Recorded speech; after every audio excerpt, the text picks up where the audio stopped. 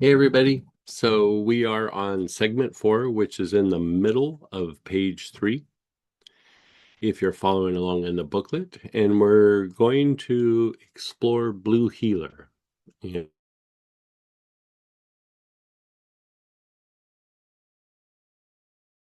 there is very stabilizing to the body. When the body's feeling chaotic, when it's agitated, when it's degenerating, like a lot of times degeneration has to do with an inflammatory process. It helps to stabilize all these things. And so also it's very balancing. And when I say balancing, it's balancing between the sympathetic and parasympathetic part of the nervous system, or the action, activity, and rest and repair. It helps to harmonize and balance the two. And then it's very regulating to the body's processes, especially the inflammatory process. A lot of times when we have an injury, an ache, a pain, some of the issue is also that the body's agitated, but there's also a lot of inflammation going on. So this is very anti-inflammatory in its nature, not just reducing the inflammation, but also reducing the mechanisms, the inflammatory process itself. Like sometimes what happens is the inflammatory process just goes haywire. And even though we keep using things that are anti inflammatory, the process is still haywire. So, this is a way to go directly to the inflammatory process and begin calming it down. Now, the other issue is that when the body is like in this agitated, unregulated place, is we become hypersensitive and overstimulated, right? You get very easily overstimulated by things in the environment, things going on, change in life, whatever it is, and it's just like, you almost have like an overreaction. Even like sensitivity to light and sound and just anything going on in the environment is a kind of overstimulation. And when this happens, it actually will start to affect the nervous system, where the nervous system will eventually flip, right? Like, for example, dyslexia is tied to, and it's not always, but it's tied to like a hypersensitivity to light. And, that's like a nutshell version of it. There's whole big theory and explanation and everything. But the idea being that the light, we get so sensitive to the light that it actually then starts flipping things, and literally you start flipping things. You start flipping words, anything that has to do with your sight. But there are types of dyslexia that actually can even impact the ears and things like that. So it's also just very calming and soothing. Like it helps to regulate the emotions, and it's calming and soothing to the emotions. So again, like yesterday, we were talking about the green healer, and I can't remember, but somebody asked about like how is green healer for treating emotions, and it's good, but it's almost like the beginning of it, because like we get stressed out about something, and stressed out usually means some sort of displacement. Like we were just going along and then something happened, or there was the perception of something happened, you know and then we have to struggle to stabilize or to make an adjustment because of this incident. And in that there is a little bit of stress, right? Even trying to meet a deadline is stressful. Even going on vacation, you're out of your normal routine, and you're like going on this fun thing, but packing the bags, getting in the car, driving, being in the new hotel, being in all these places, it's fun, and it's also stressful because you're out of your routine. You've been displaced, right? And so the idea being to calm down the overstimulation, to help balance out the nervous system, The green healer diminishes that first initial stress response, right? The blue healer really kind of calms everything so that we don't start generating excessive amounts of emotion. Because if the body goes into a stress state, then it's like, okay, we're in a stress state. Okay, we now have achieved fight flight. So let's have a meeting. Are we gonna fight? Are we gonna run? Are we gonna freeze? Or are we going to fawn and try to fit in, whatever it is? Okay, we're gonna fight. Okay, we're gonna fight. So we should be angry. We're gonna fight much better if we're angry. Okay, we should run. Well, we're gonna run faster. We're gonna run longer if we're afraid, right? So from that stress state, emotions then start being generated to help you thrive in whatever crisis situation is there, even if it's only perceived, right? So Blue Healer starts going, it's okay, it's okay, it'll be all right, just calm down. To, let's take in a little bit more information, and we don't have to freeze, but let's just like assess, just everything's okay. Let's just see what's going on, right? And even if you do have to run or fight, you do it in a less frenzied way, right? It's like anti-frenzy, anti, agitated, where you feel like, I just got to do something. It's just an agitation in the nervous system. Now, what happens is a lot of times it's not the situation in front of us that we're really reacting to. It's the thing in front of us, and then all the things that we've experienced in the past. So it's the past and the present bringing us to this place of, I got to do this, I got to do that, I got to run, I got to fight. And so again, Blue Healer just keeps going, okay, it's okay. That was the past. It's okay. Just calm down. Okay. Okay, I think I can do this, right?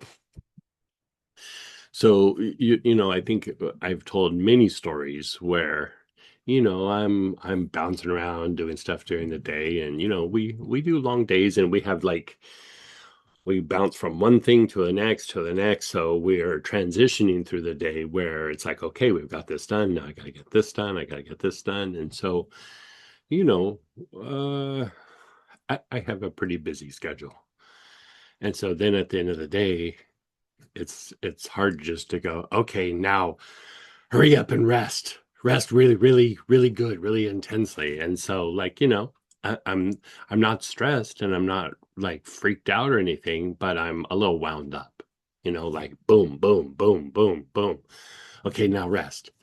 And so I'll be sitting there and I'll be like, yeah, I don't know if I'm gonna be able to go to sleep. And it's not because I'm not tired. I'm tired, but I've also have had a whole day of being in motion, right? And so, as I've gotten older, I've gotten a lot better at like just being able to let go and go, okay, it's rest time. But there's times where it's like, okay, it's rest time. Yeah, I should be resting here any minute now. Like, I'm still on that deadline drive. And, I'll put Blue Healer on, and I don't even remember falling asleep. I just like I put it on, and then I mean, it just knocks me out. And because it's like, okay, everything's okay, you got stuff done, you're okay. I'm not agitated, I'm just like pushing, right? And so I don't know. I could just say I'm very good friends with Blue Healer. Very, very good friends. And a lot of times I just put it on my torso or something, and boom, I'm out. But like even the thing with, like, we have a post-op surgery pack, post-operation. And we have some galbanum in there, and we have some other things, but a big main component of it is Blue Healer.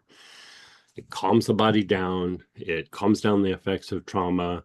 It helps reduce inflammation. It's super calming and soothing to the body. I mean, it just hits so many markers that it's just kind of a core thing when it comes to any sort of injury or, post-surgical kind of thing. And you can go back to an injury like, okay, I was doing something and I hurt my back, or I'm doing something and I twisted my ankle, or, you know, even like I got a bunch of bug bites when I was outside. Part of like what calms that down, because again, that's an inflammatory process.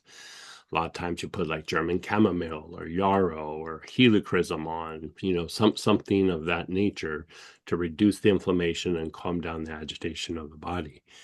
If you think about it, all of those are ingredients to blue healer, right? The agitation is causing the swelling. You're having like an allergic reaction, you know, or at least an inflammatory reaction.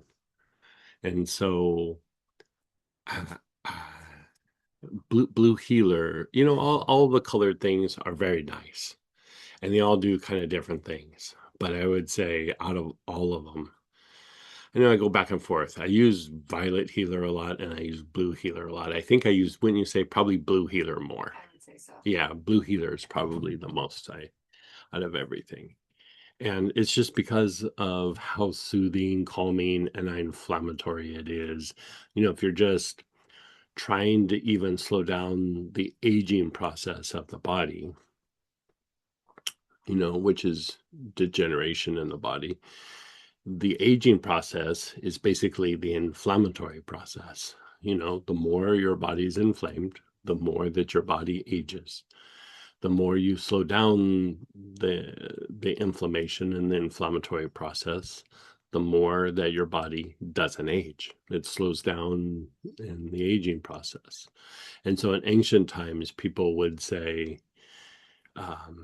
this person's a very good healer in um, their practice is healing and beauty, right? And beauty back then was the ability to slow down the aging process. It wasn't like they were really good at makeup or something. It was about slowing down aging. And that's why a lot of times the healers were also the specialists in like beauty, like in Egypt and things like that. And it was because they could slow down the inflammatory process, and it kept people looking young, or younger. And so, lots of reasons to use this, both topically, inhalation. Yeah.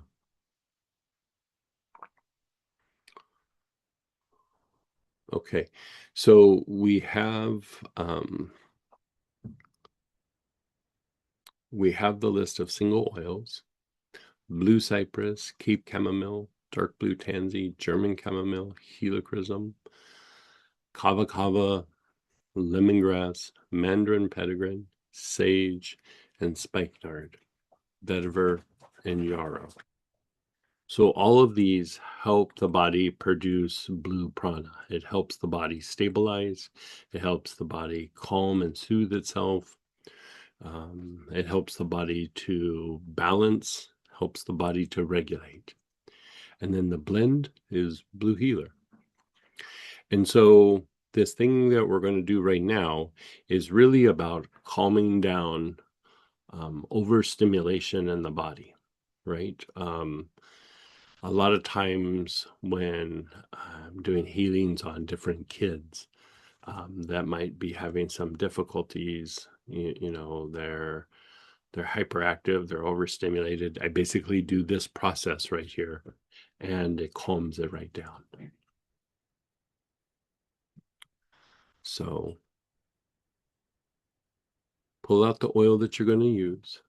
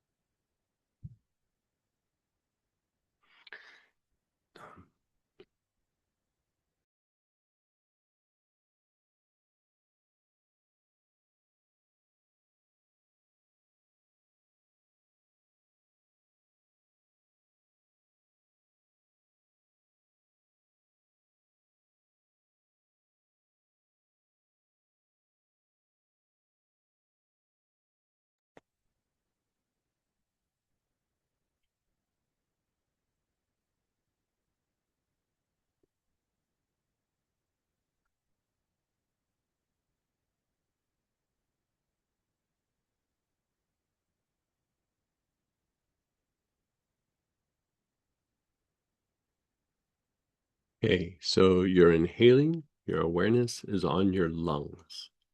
You're taking nice, long, slow, deep breaths with your awareness on your lungs.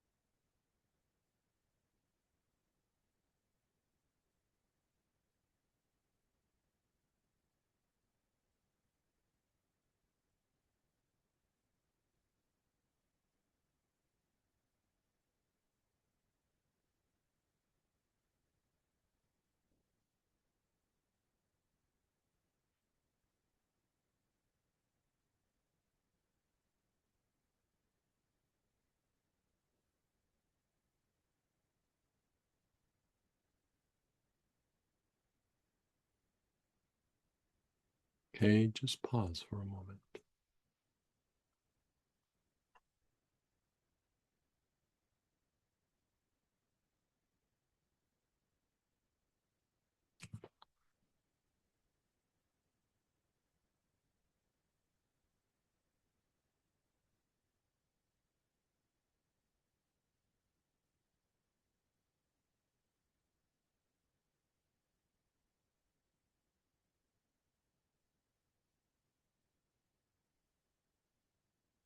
Let's do the lungs again. Nice, long, slow, deep breaths with your awareness on the lungs.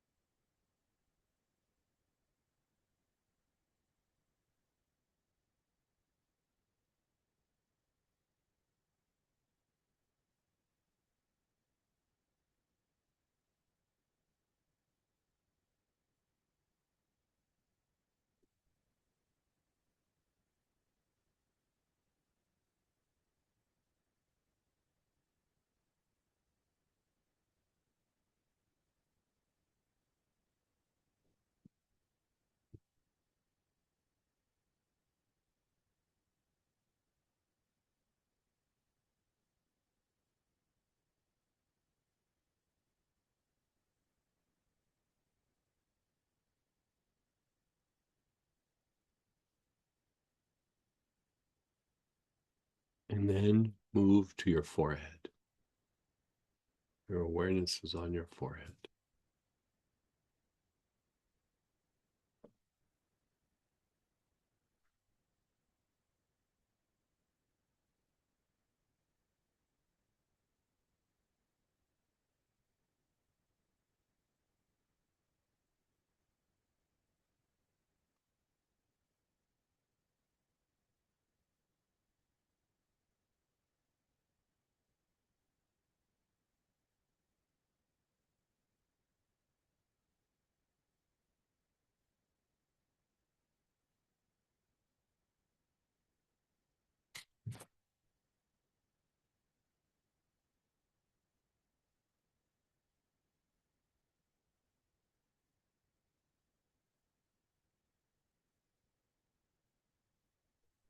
Your awareness is on your forehead. You're taking nice, long, slow, deep breaths.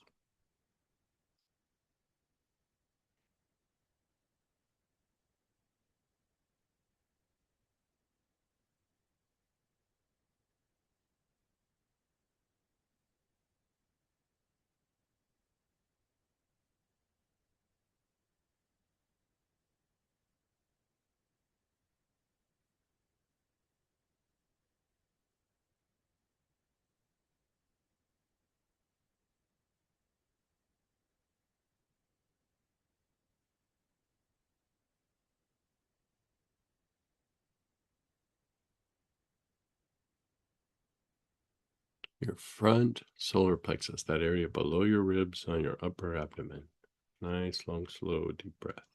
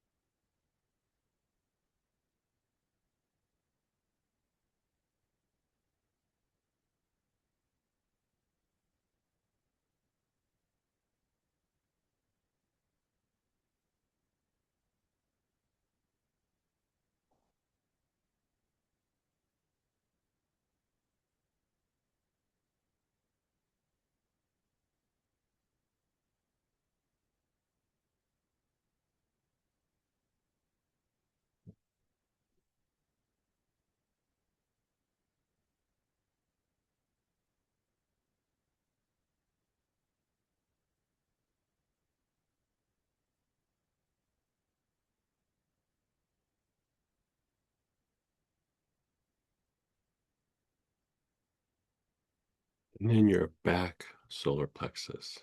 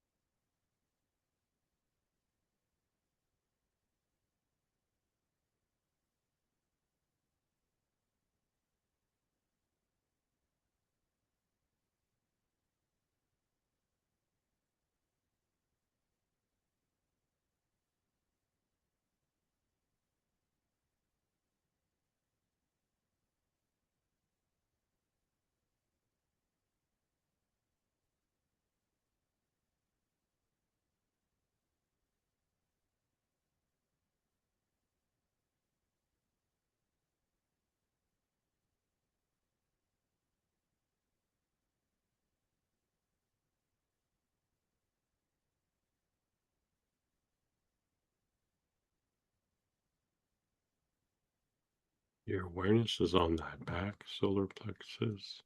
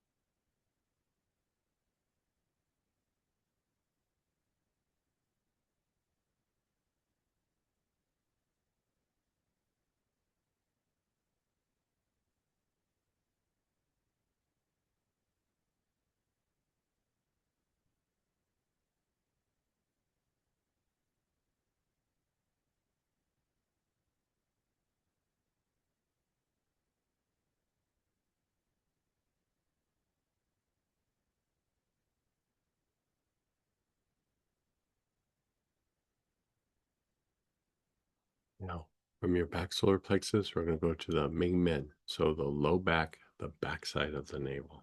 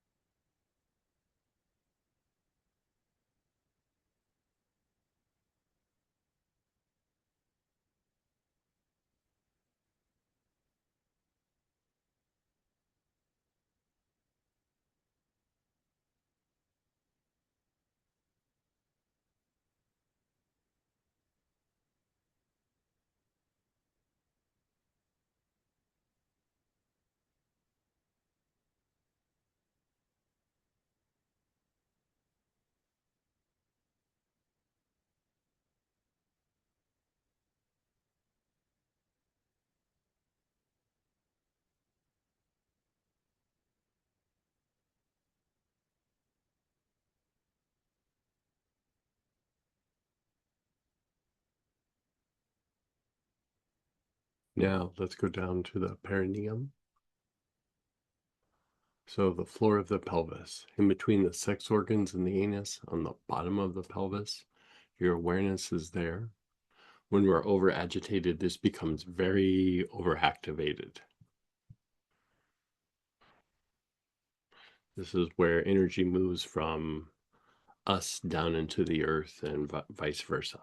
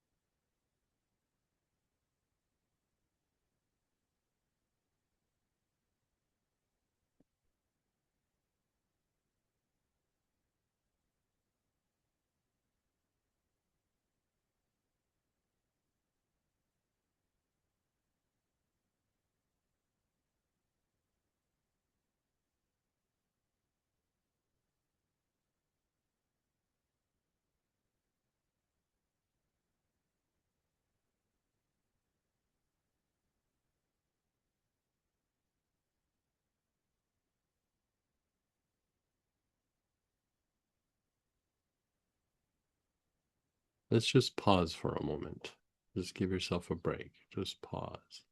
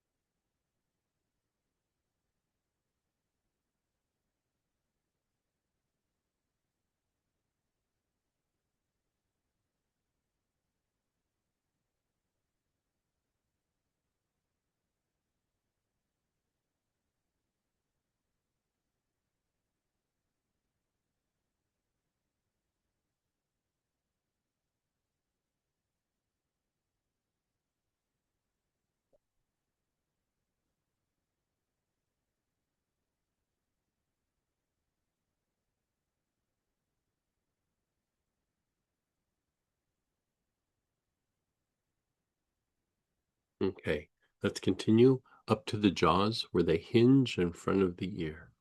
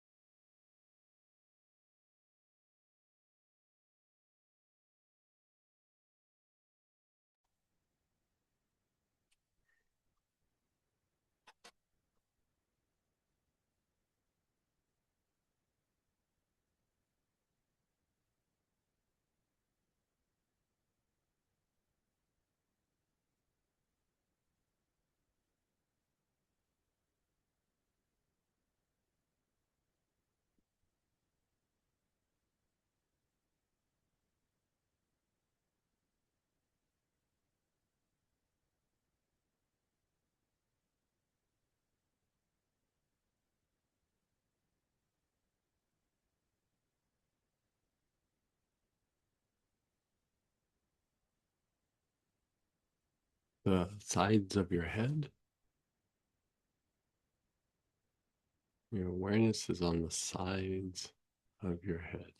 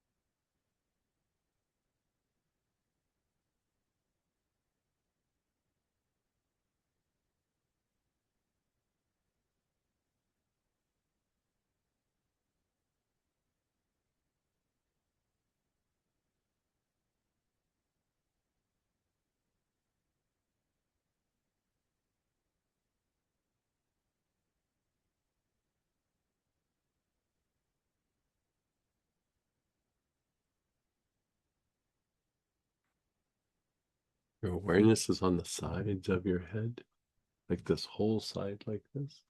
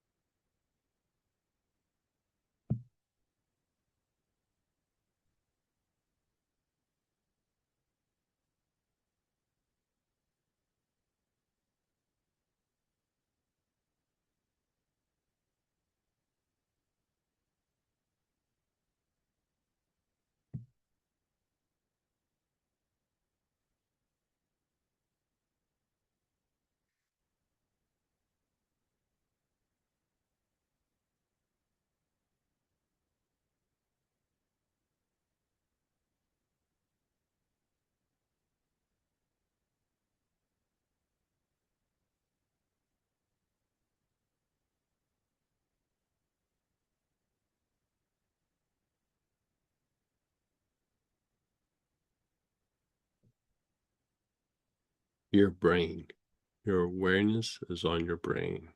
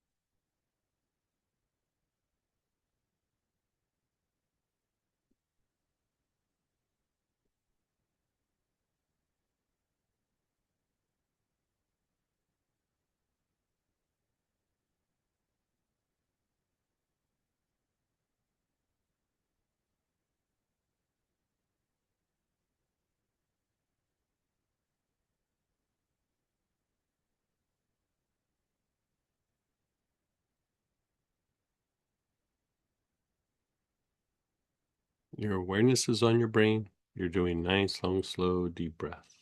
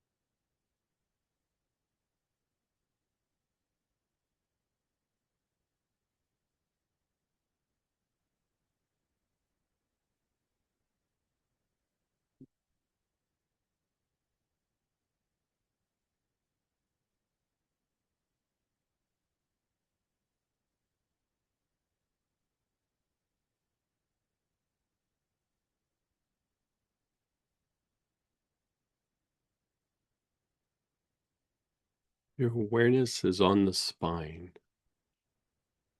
Nice, long, slow, deep breaths with your awareness on the spine.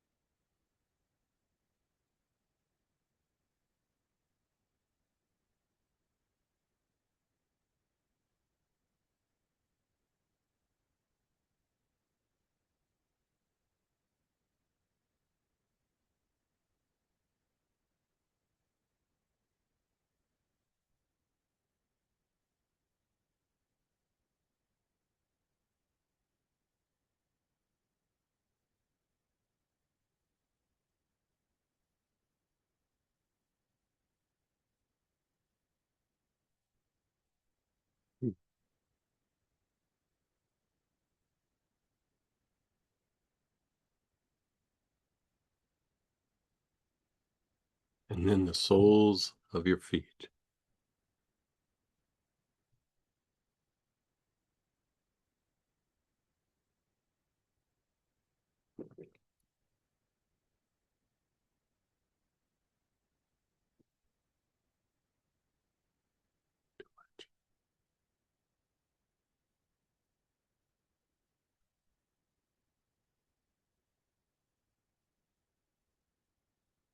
Mhm.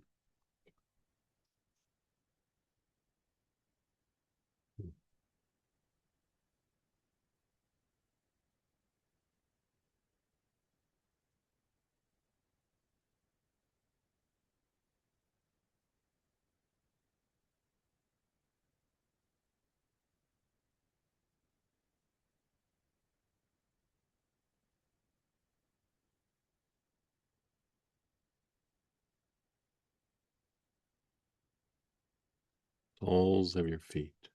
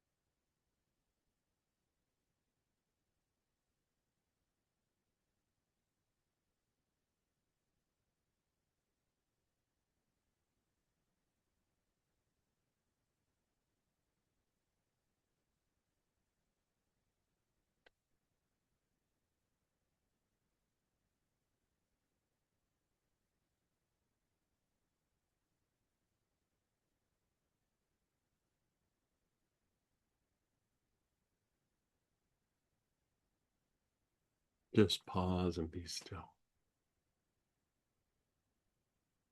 Just let it incubate.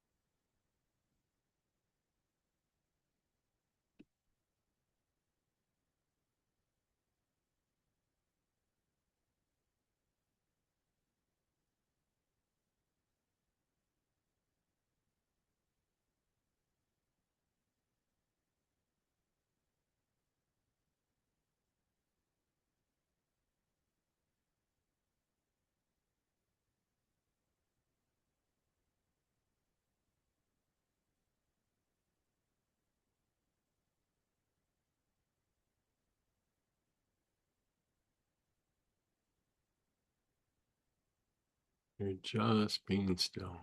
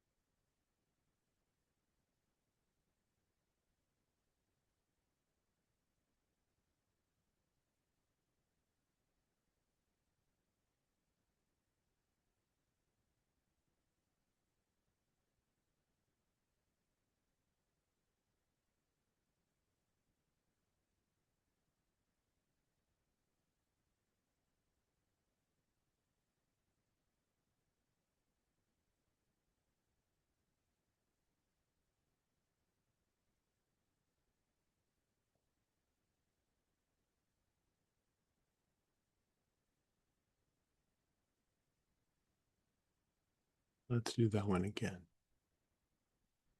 So begin inhaling. Your awareness is on your lung. Nice, long, slow, deep breaths with your awareness on your lung.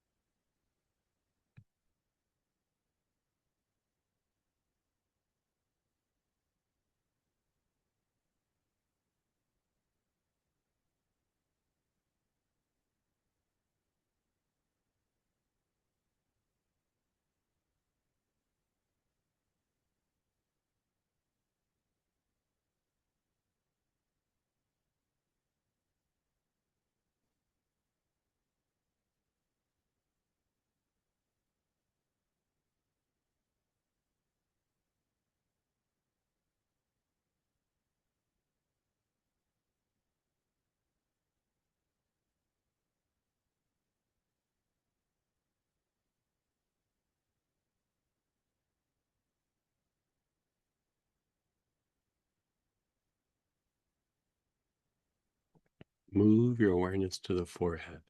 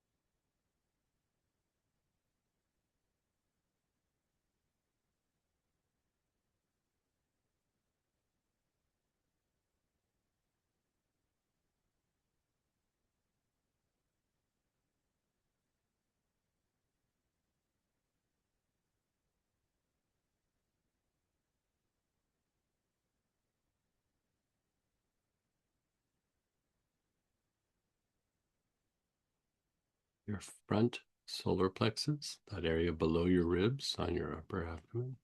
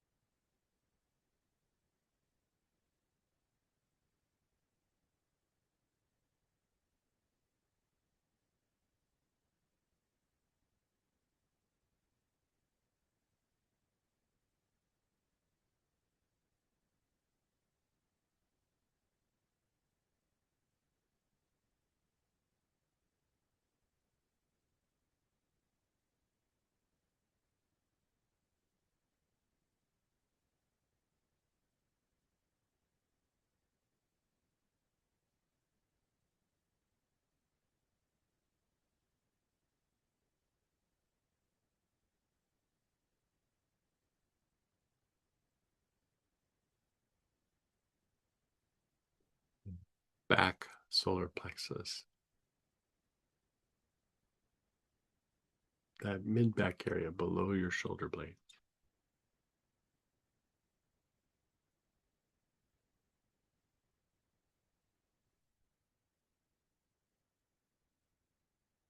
Hey, Joy.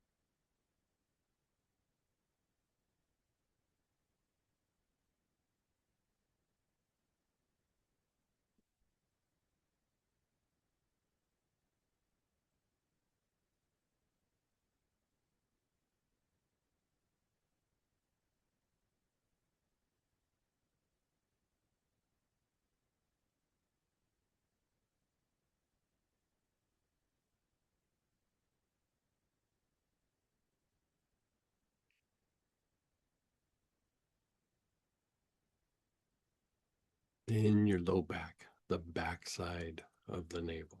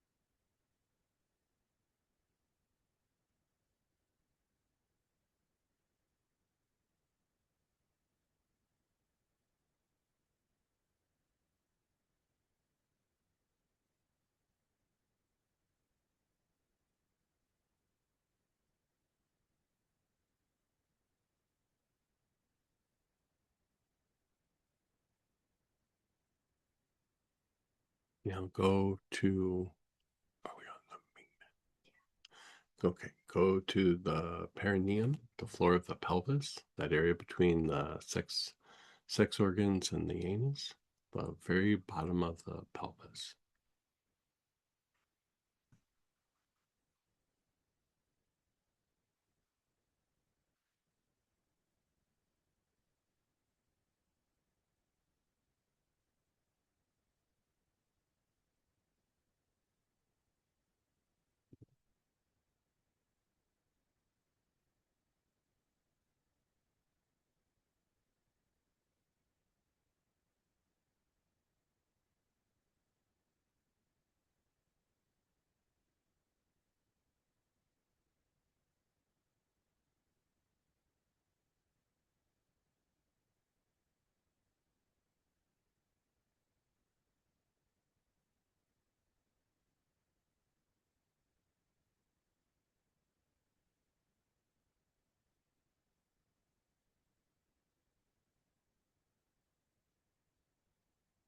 The jaws, where they hinge in front of the ears.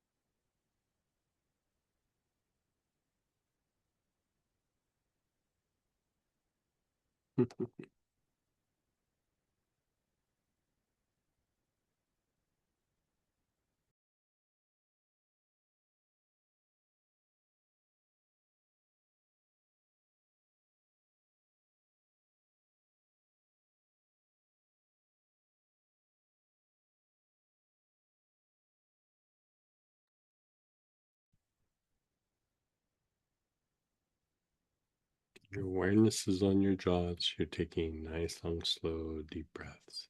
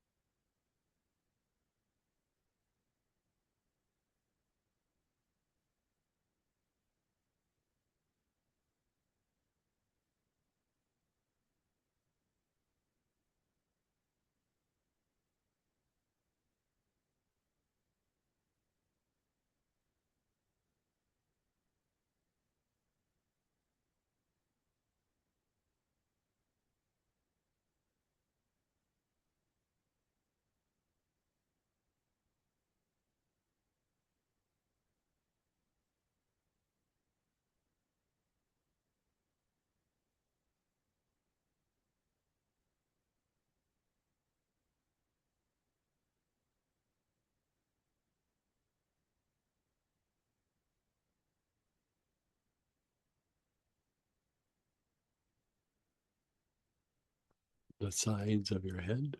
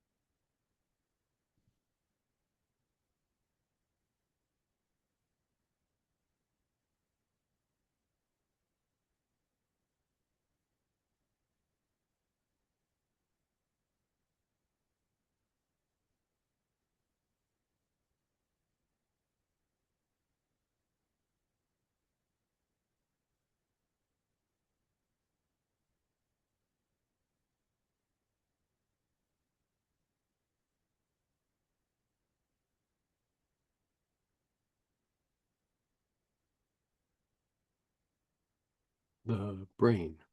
Your awareness is on the brain.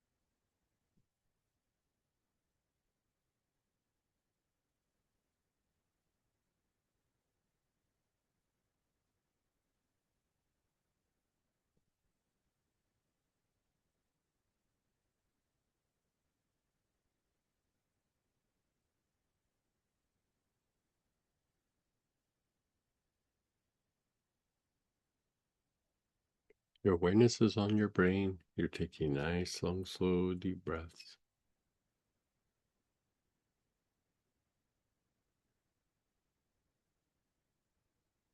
Move your awareness to the spine.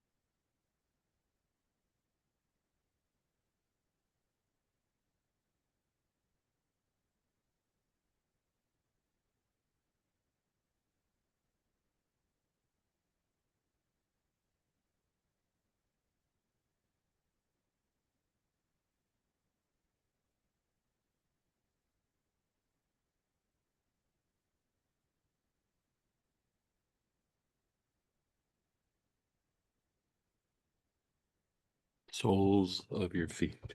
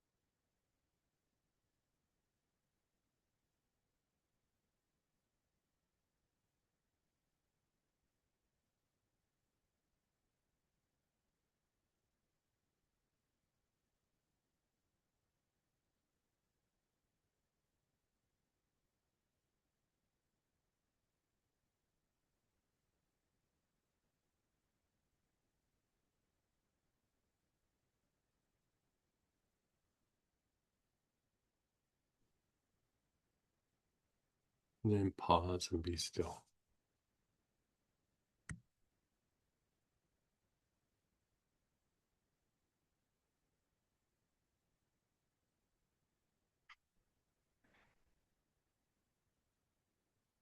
Just let it incubate for a moment.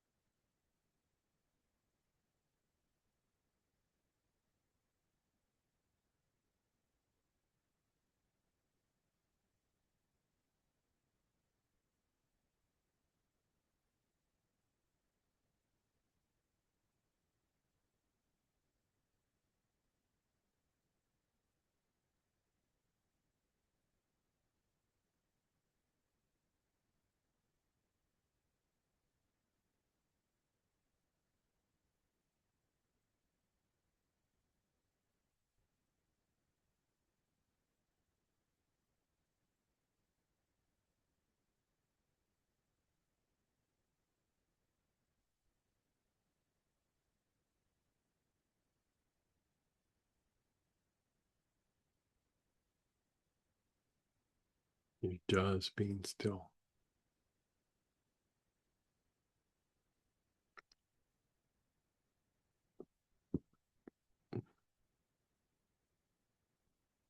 Now, A lot of times we can direct this to areas of our body like we did with the green healer yesterday. But one of the things that we really want to focus on is reducing inflammation and reducing agitation in the body. Now, a lot of times when we have inflammation, even though if it's an inflamed shoulder or inflamed hip or knee, the area that's getting hit the hardest is the internal organs. Even if it's the hip, even if it's the knee, with that inflammation in the body, it's hitting those internal organs the hardest. So, like, kind of a quick way to go through and treat, this is a very good, thorough way to do some treatment. Also applying a body tonic or an ointment, something, even a lotion, you do it on a regular basis. It keeps reducing inflammation, agitation, keeps balancing out the nervous system, slows down the generation of lower emotion. But if we think of the idea of lower emotion, a lot of it is in the solar plexus. If we think about agitation, it can happen in anywhere in the body, including the chakras, but a lot of it is going to be reflected in the solar plexus. And if we look at the body, like where do we feel the agitation or where's the epicenter for agitation? And it's the diaphragm, which is also associated with the solar plexus, especially the back solar plexus. So, one of the things that you can do for a short, quick treatment, if you're doing maintenance or you're trying to just resolve some issue in the body, we're setting aside the idea of just chasing a symptom and we're going, okay, if we get the body working better, the body can handle the symptom or the medical condition to a much higher degree, right? So the thing to do is to focus on the back solar plexus and the lungs. You keep going back and forth. Back solar plexus, lungs, back solar plexus, lungs, back solar plexus, lungs. And this will calm down the diaphragm. This will calm down the inflammation. It will calm down the things going on in the internal organs, but especially it will calm down the agitation, the neurological agitation in the diaphragm. So you have your oil. Let's start with the back solar plexus. So we're just going to go back and forth a few times.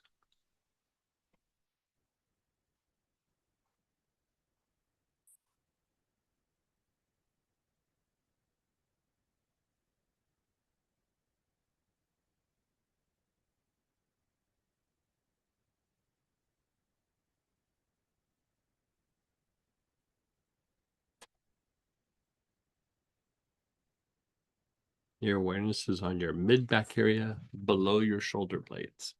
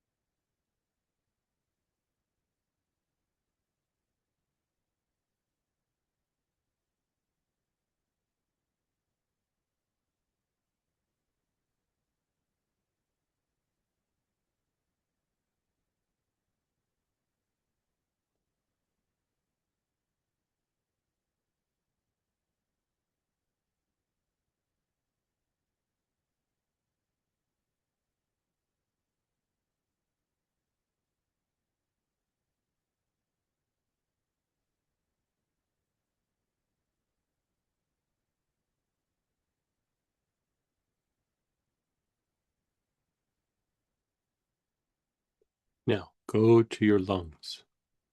Your awareness is on your lungs.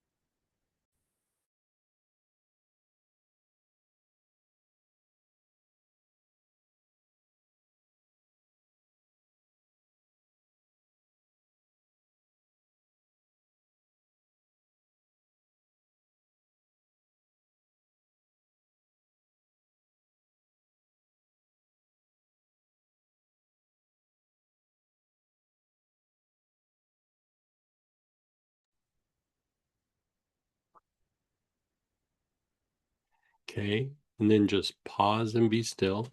Notice how you feel. Now, the key to this would be to do several cycles. So we're just noticing how we feel. Go back to the back solar plexus, that mid back area below the shoulder blades. Nice, long, slow, deep breaths.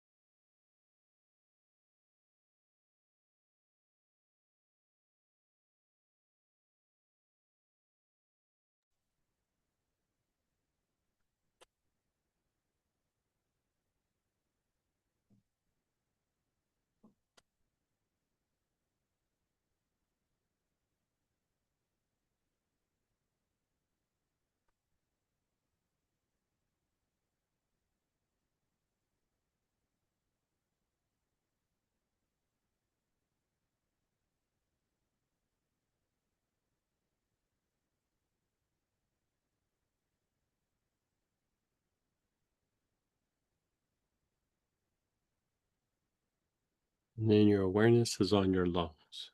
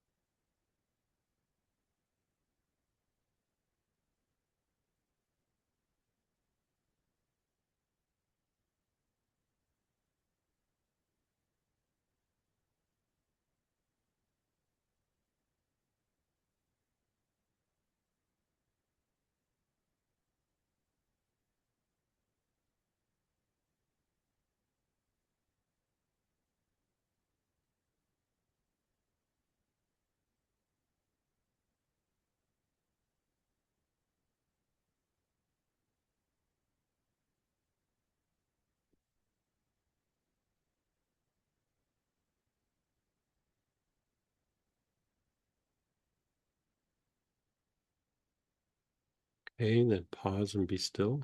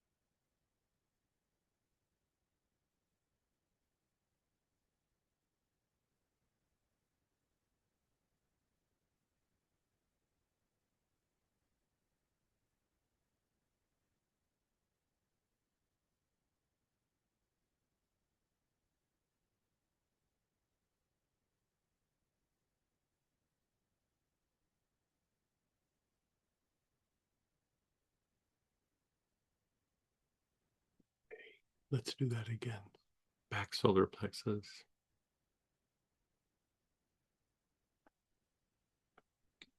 that mid back area.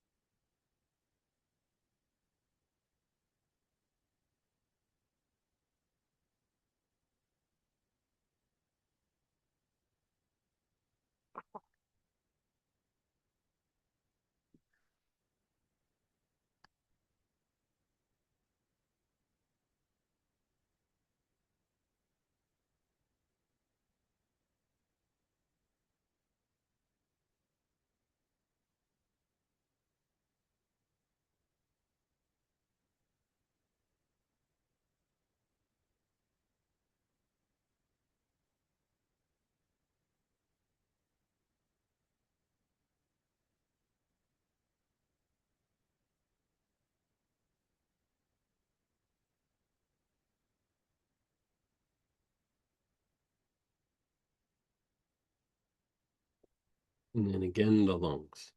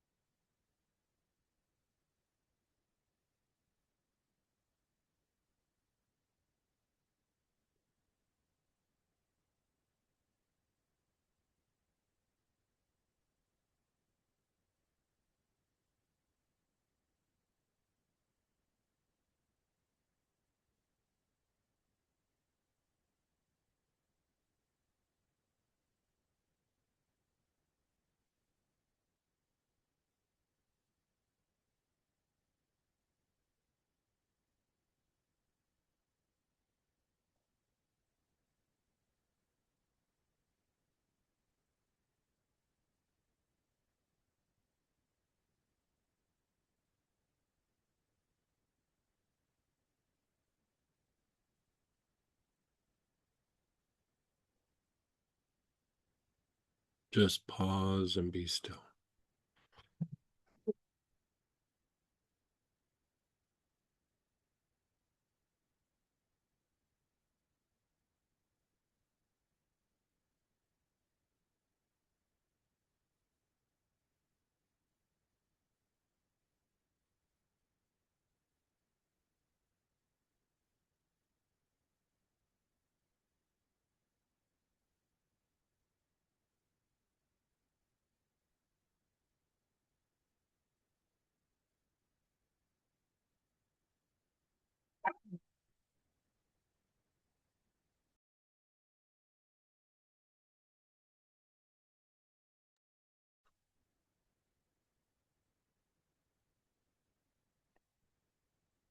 Okay, so notice how you feel, your body, your emotions, your thoughts.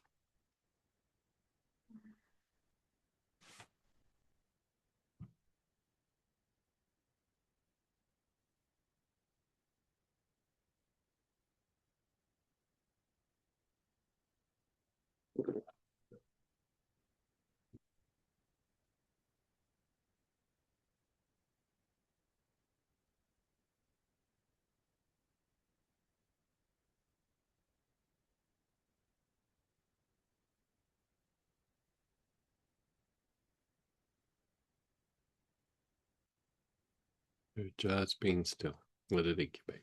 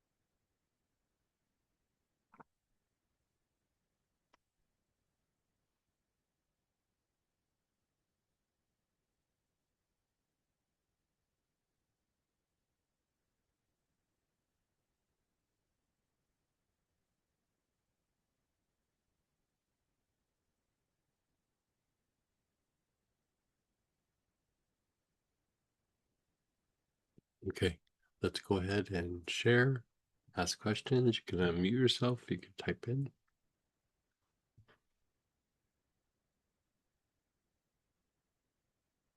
How did that make you feel?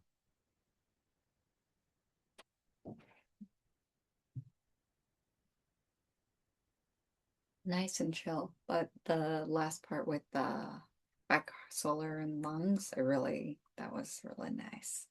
Because I often get tight in the diaphragm. So it's just like,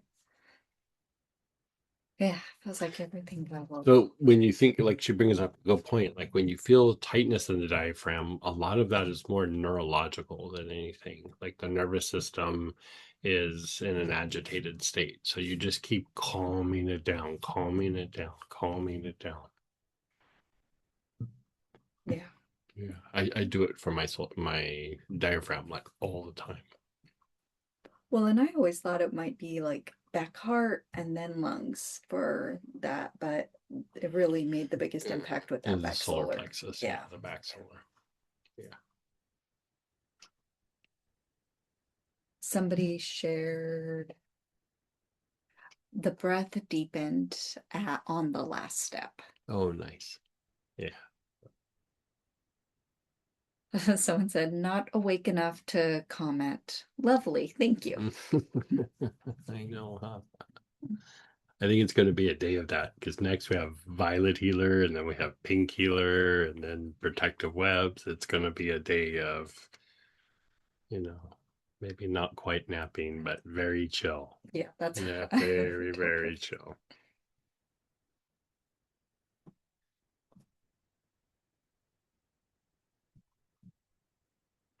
Yeah, go ahead, Dennis. Hey, Dennis, how'd you do?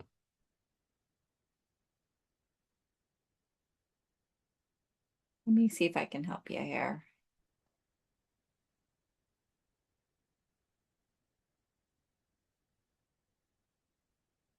Mm. Hi, hi, can you hear me? Yes. Okay, thank you. Thank you, Samantha.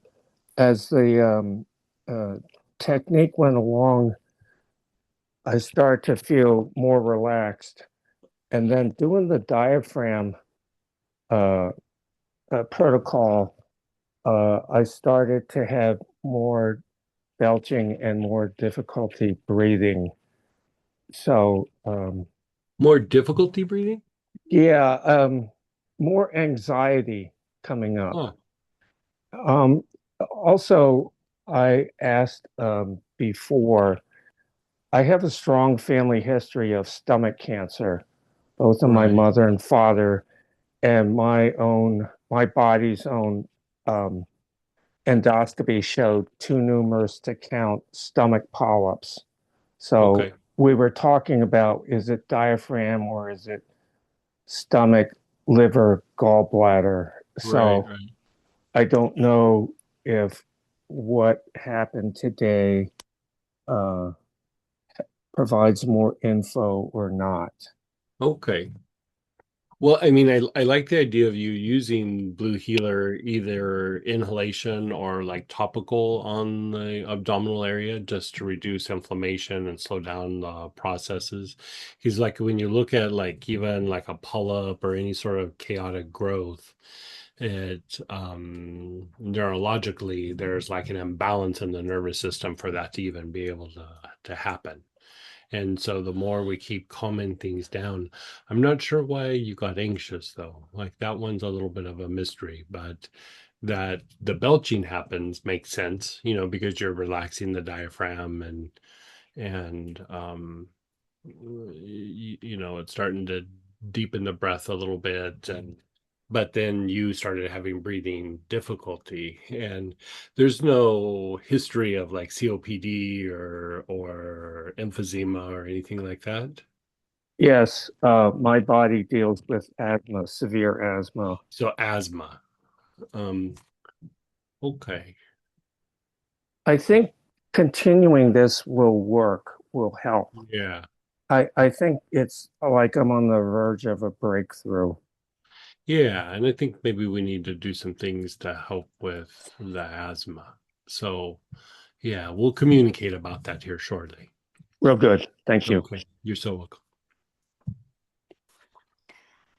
welcome. Someone shared, I have a treatment every 4 weeks that requires 25 ml of dexamethasone. I rarely sleep much for the 2 nights following this. Which product, Blue Healer ointment or spray, should I apply to my torso for this in addition to doing this protocol? Um, I would do this protocol like you said, and then I would probably you could do either like a body tonic or an ointment, but I definitely would hit the chest, the abdomen, and like the low back.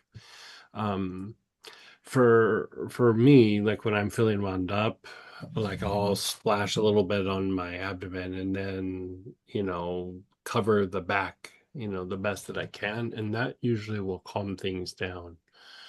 Um, let's have you try that after the medication. That actually might be something that calms you down. And if not, we can come up with something that should help offset some of, the effects or side effects of that medication. You know, that's a whole like kind of art or skill set unto itself is when people are going through really chronic health issues and I have a few people that I work on right now that they're on they're dealing with very life-threatening conditions and they're on medications and part of what I do is I try to treat the condition, but they're also getting medical attention with it. But part of what I do is I try to offset the side effects of some of the medications because some of the medications have pretty drastic side effects.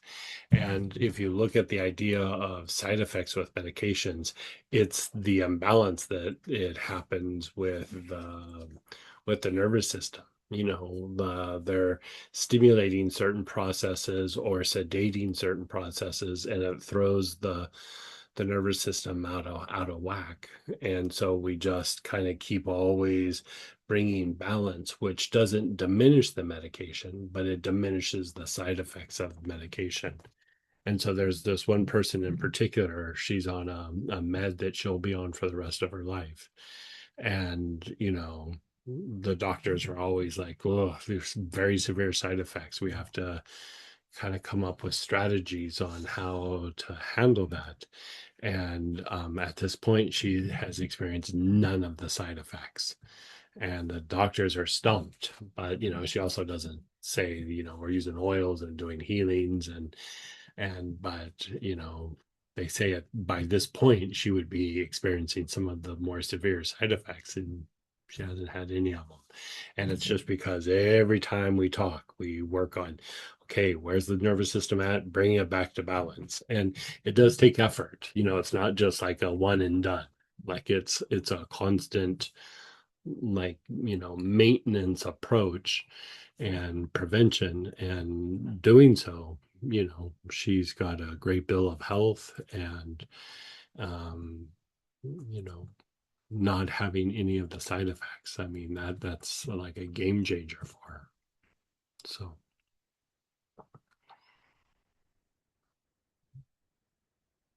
And somebody's asking, would it enhance the process to take an oil internally, like sage internally?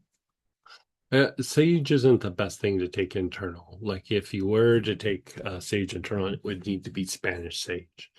Regular sage, taking it internal is a little too strong. Better to do inhalation and topically. If you were to take something internal, I would actually take either myrrh or black cumin. Black cumin would have a whole nother layer of anti-inflammatory effect. It does calm down some of the agitation in the body. That combined with the topical approach of the blue healer and the inhalation of blue healer would be a very strong 1-2 punch going after inflammation in the body. Yeah.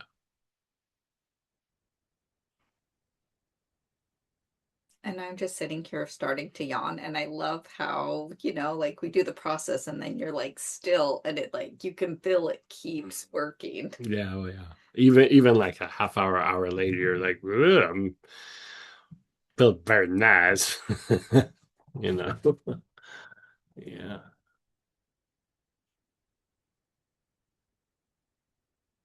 Another one, like depending on what you're trying to do, another one to take internal in combination with blue healer would also be Melissa.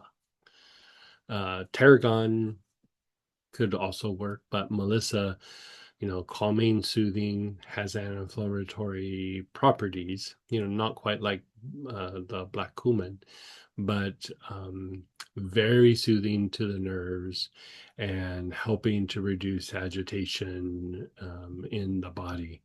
I mean, Melissa is very good for that. And so I think you use Melissa pretty regularly, and um, I used to use it every day. Now I'm down to about 4 or 5 days a week. It's not every day, but probably those 2 days that I don't do it is I just forget, or it's not sitting right in front of me, and because I have my little routines, and it's definitely part of my routine. So Someone shared, I was aware of the back half of my lungs for the first time. Yeah.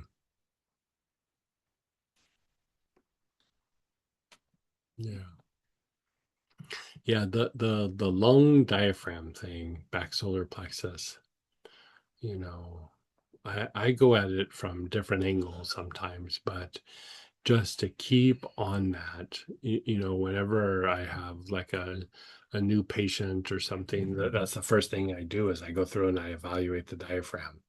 I mean, it is like very first thing on my list. Like, okay, where's the diaphragm at? Because that will tell you like the level or degree of agitation. That will tell you imbalances in the nervous system. That will kind of give you a little bit of a roadmap of past trauma, stress levels, stress loads, things like this. And so, you know,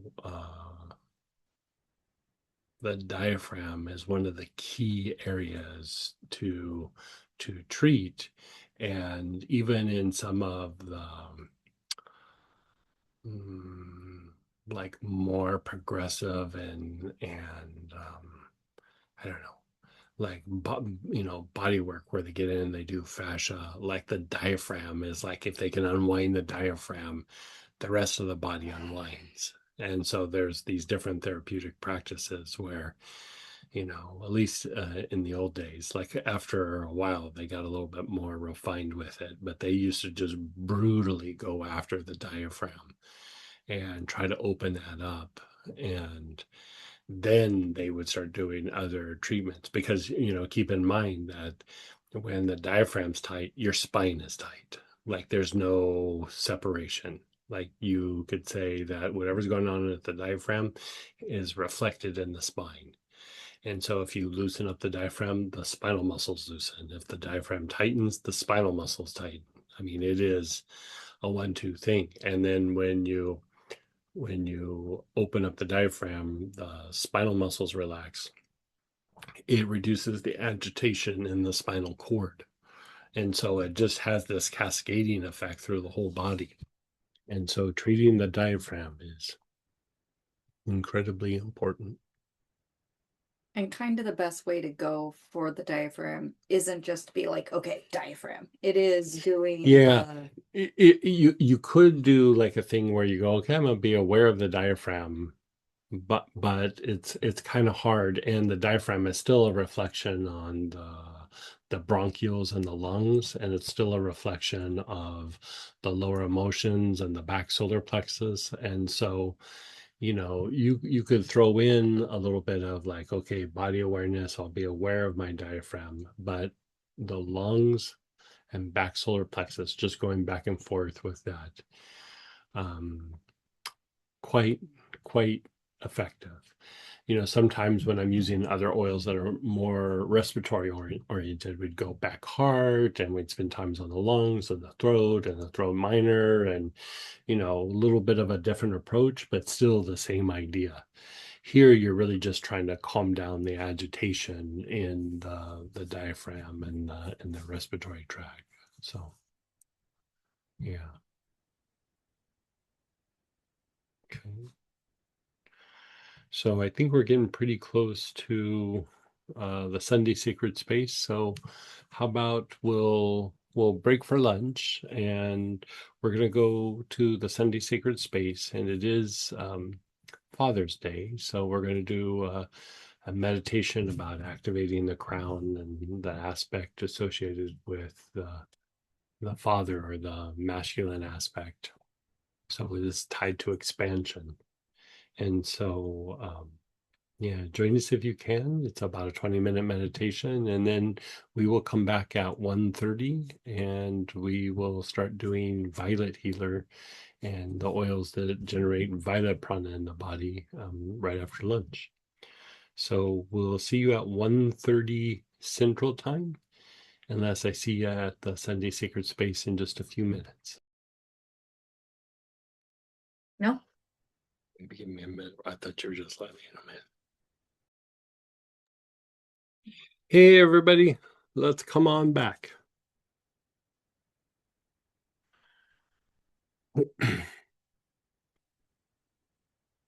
Okay, so now we're going to segment 5. And this is Violet Healer, the oils that generate violet in the body. So this elevates the vibration. Elevation of vibration is increased vagal tone and then vagal reinforcement, and it's starting to move up the vagal tone chain, right? And so this starts to even impact like the vital centers and the deeper levels of the nervous system within the gut. It elevates emotions. So it's not just diminishing emotions, but it's starting to transmute and move the emotions, which means they're being processed neurologically from lower emotions to higher emotions. So it starts to elevate the emotions and the emotional patterns. And then it's also very soothing to the mind. So anytime that you say the vibration of the body is being raised, it means life force is increasing in the body. The soul energy within the body is circulating throughout the body, and it's going to the areas that are more diseased or compromised and helping them to heal or to regenerate, right? So with that, single oils are acacia, aloes, carnation, cistus, eucalyptus smithi, frankincense, galbanum, larch, any form of lavender, poplar balsam, sage, tuberose, and violet leaf, lang lang. And then the blend is violet healer.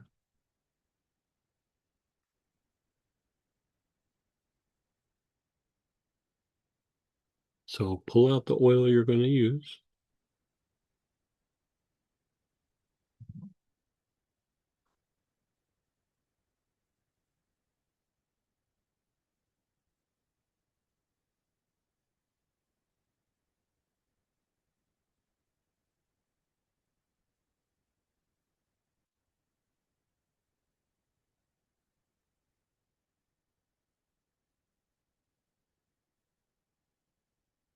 And with that, we have the oil.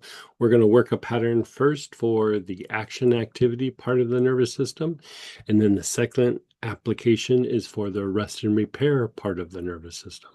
So in doing so, we harmonize the two. And again, we elevate the vibration, right? So you're inhaling, your awareness is on the front heart, the center of your chest.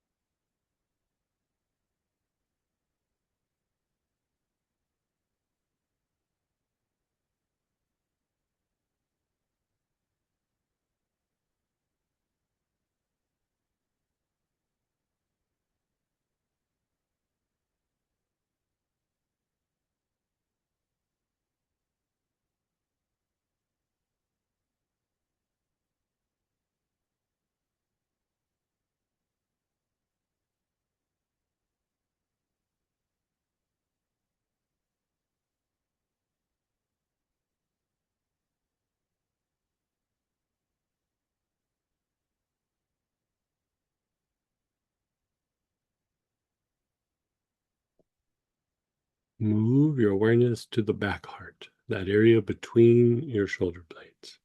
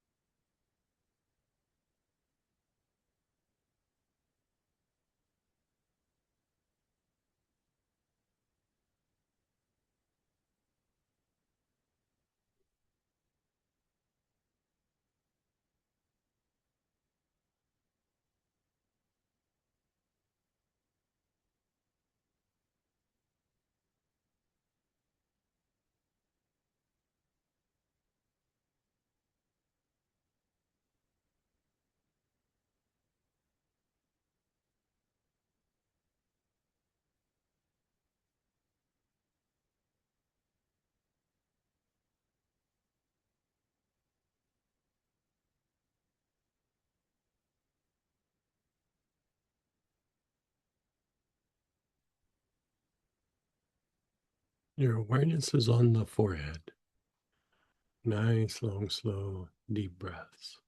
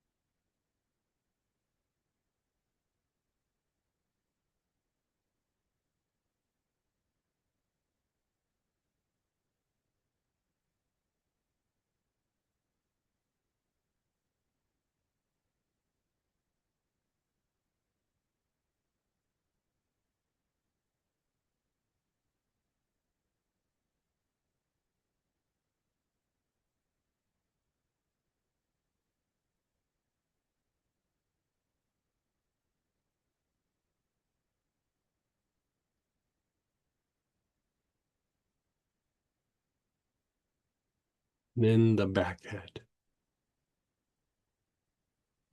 You go from this spot here directly to the back side, the back head.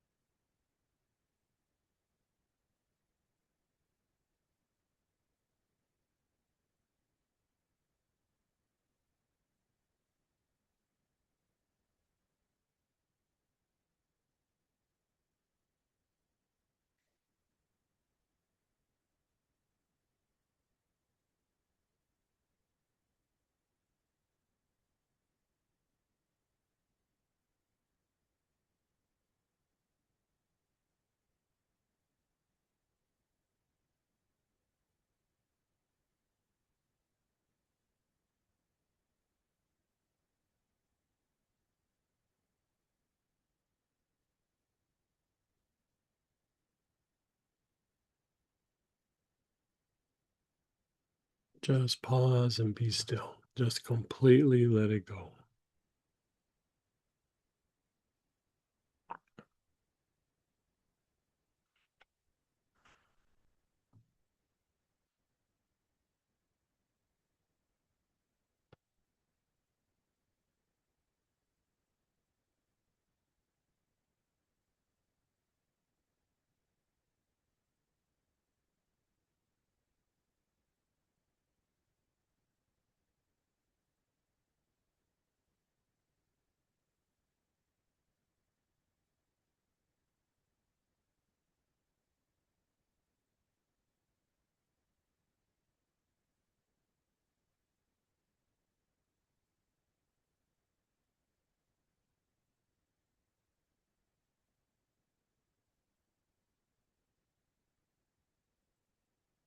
Begin inhaling. Your awareness is on the back head.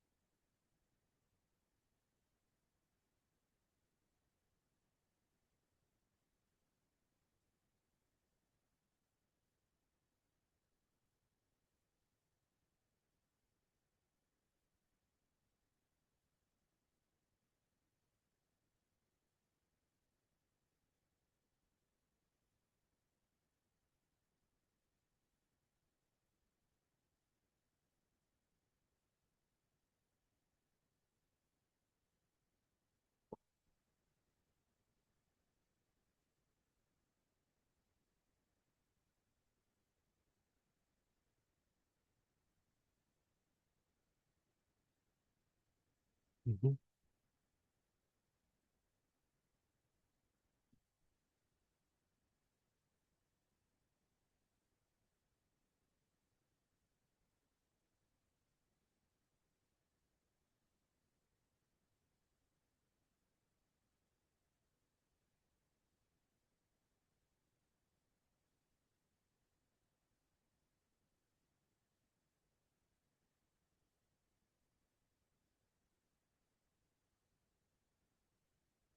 Your forehead.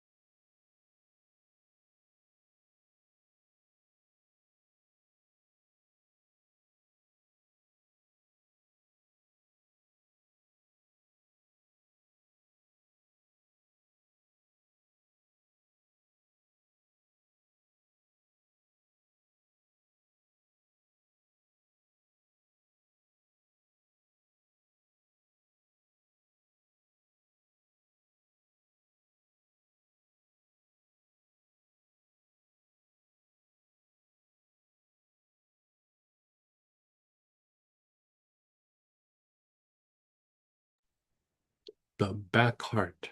Your awareness is on the back heart.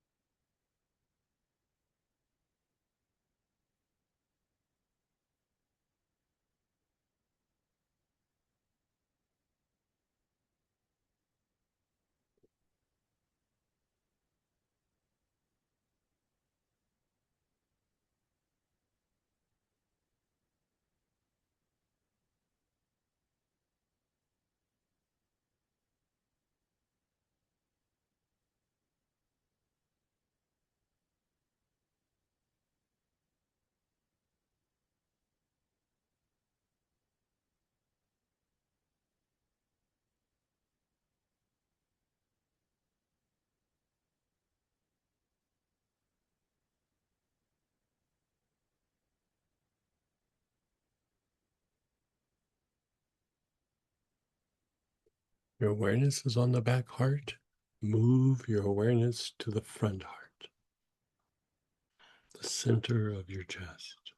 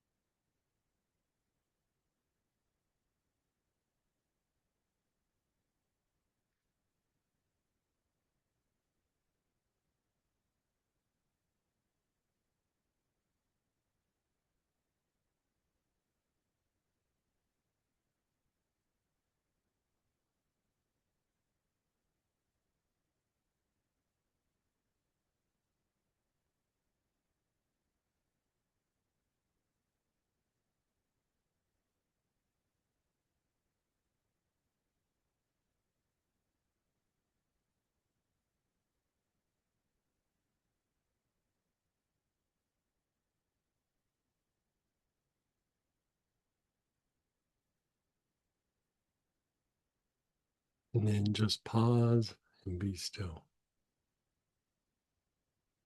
Enough. Feels very good, huh?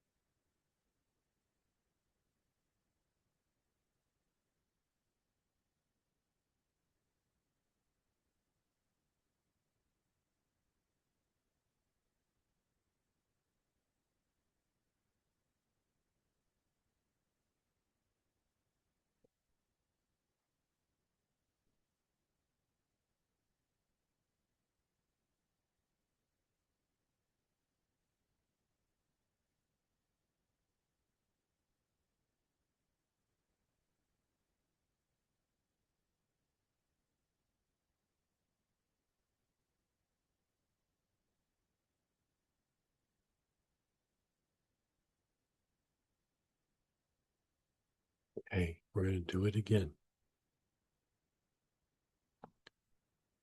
Your awareness is on your front heart, the center of your chest.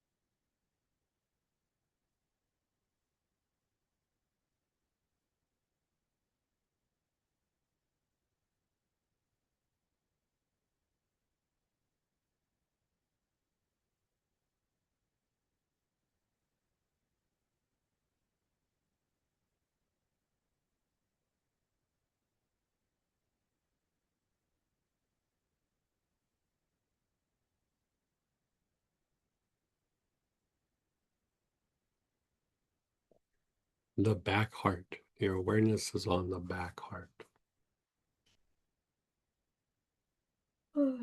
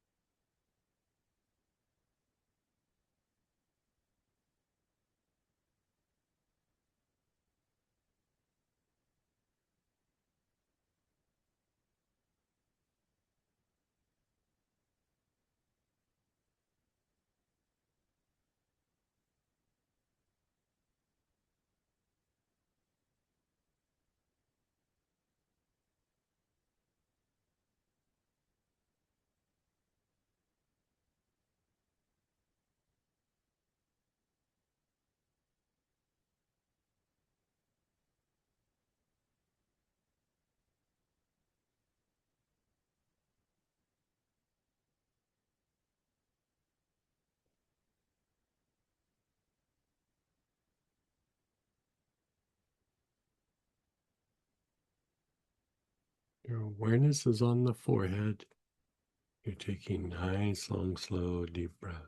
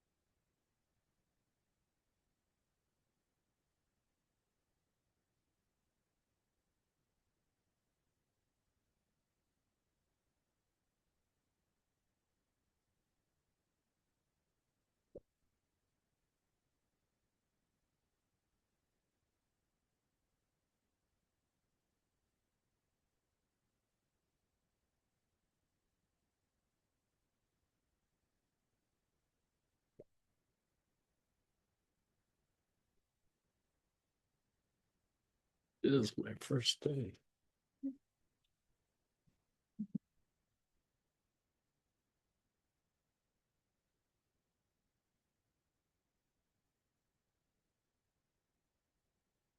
There we go. Forehead. Yeah.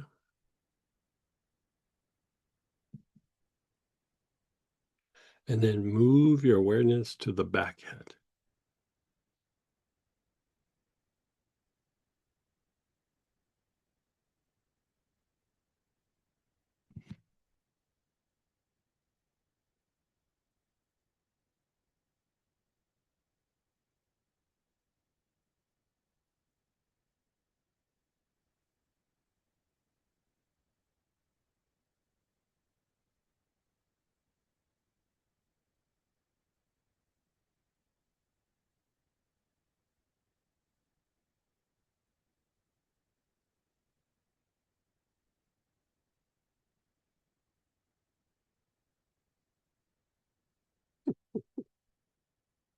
Body yawns.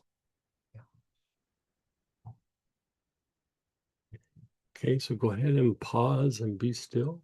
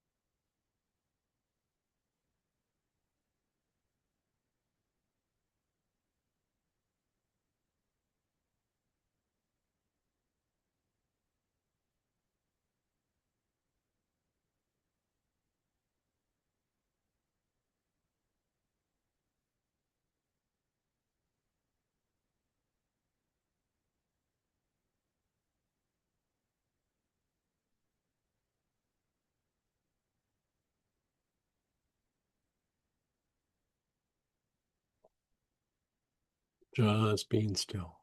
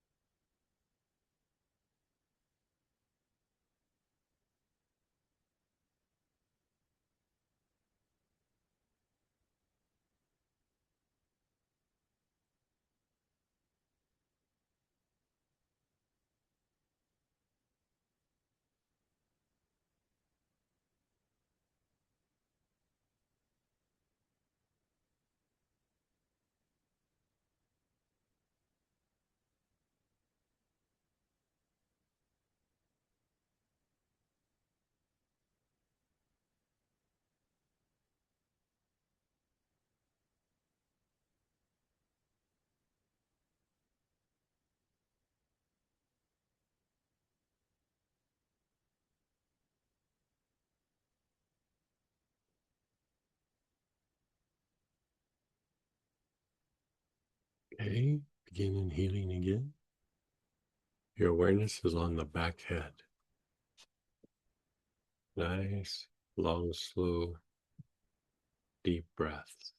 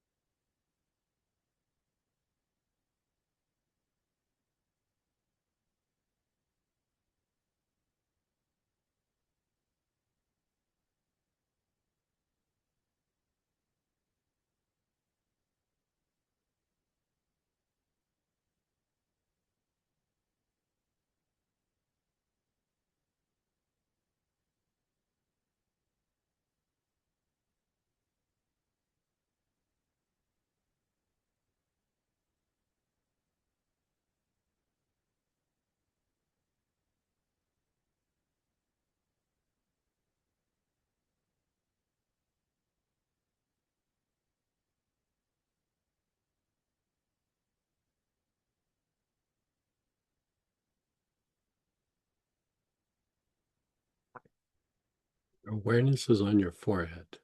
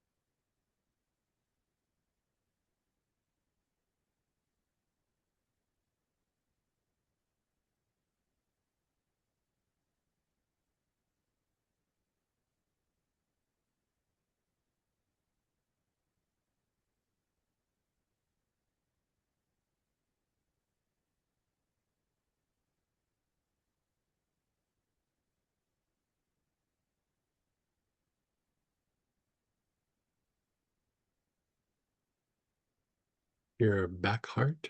Your awareness is on your back heart.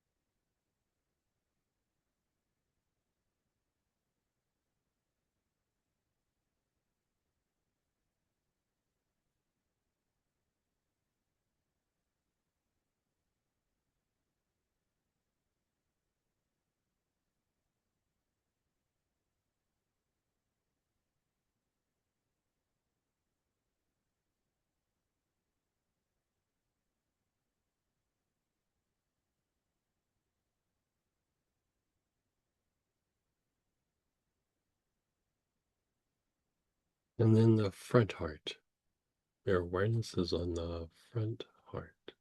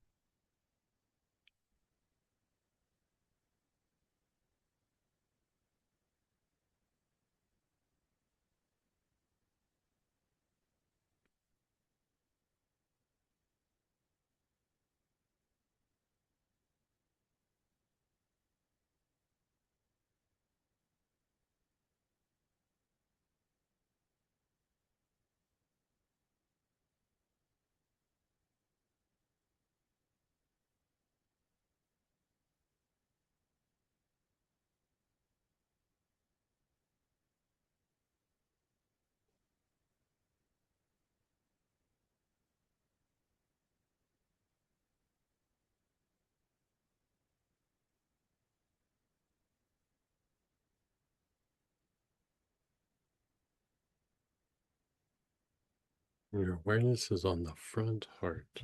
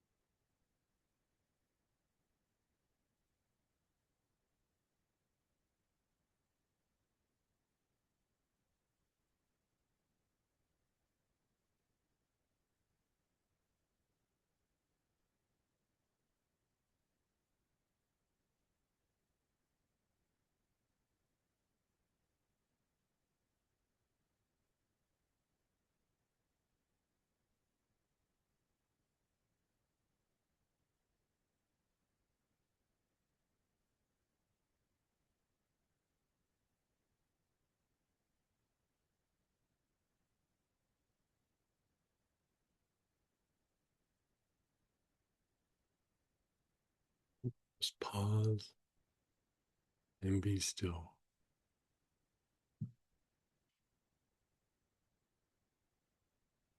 So by going through and doing this process, you're working both sides of the nervous system. So just let it sit, let it incubate for a moment, and just see what you notice.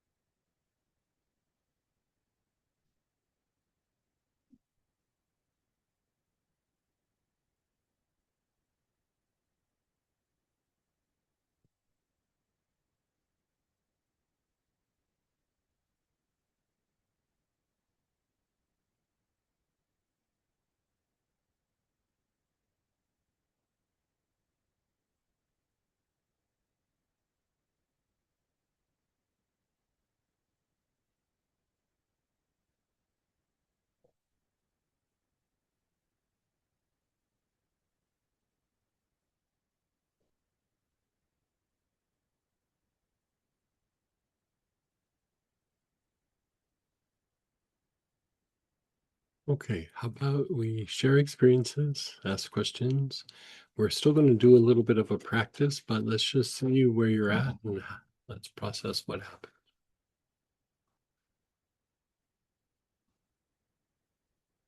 You yawned a bunch. Oh my gosh, it was kind of crazy. I think it wasn't even that first front heart, but it was like once we released out the back head and then from the back head forward after the first, I was just, yeah, it was like a yawn machine. Yeah. Nice. Then postnasal drip time, then everything got quiet. Somebody said, I feel pretty unruffable. Yeah. Yeah, it's really something.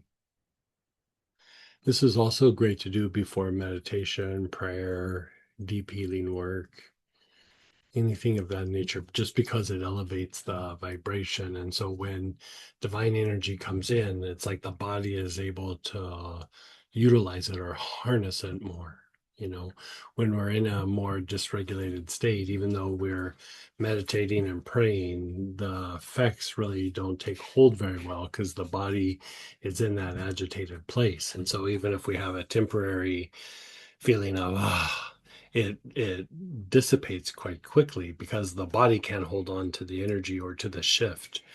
And so when you're using the violet, the body is already shifting. And then when the divine energy comes in, it just kind of takes it and runs with it, you know.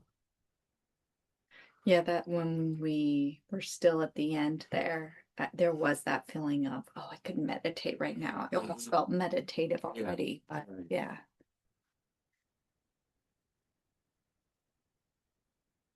Somebody said, had a very deep sleep. Yeah, yeah. Yeah, violet healer is very nice. Yeah. I just kind of feel like it's kind of like all up in my aura or something right now. Yeah.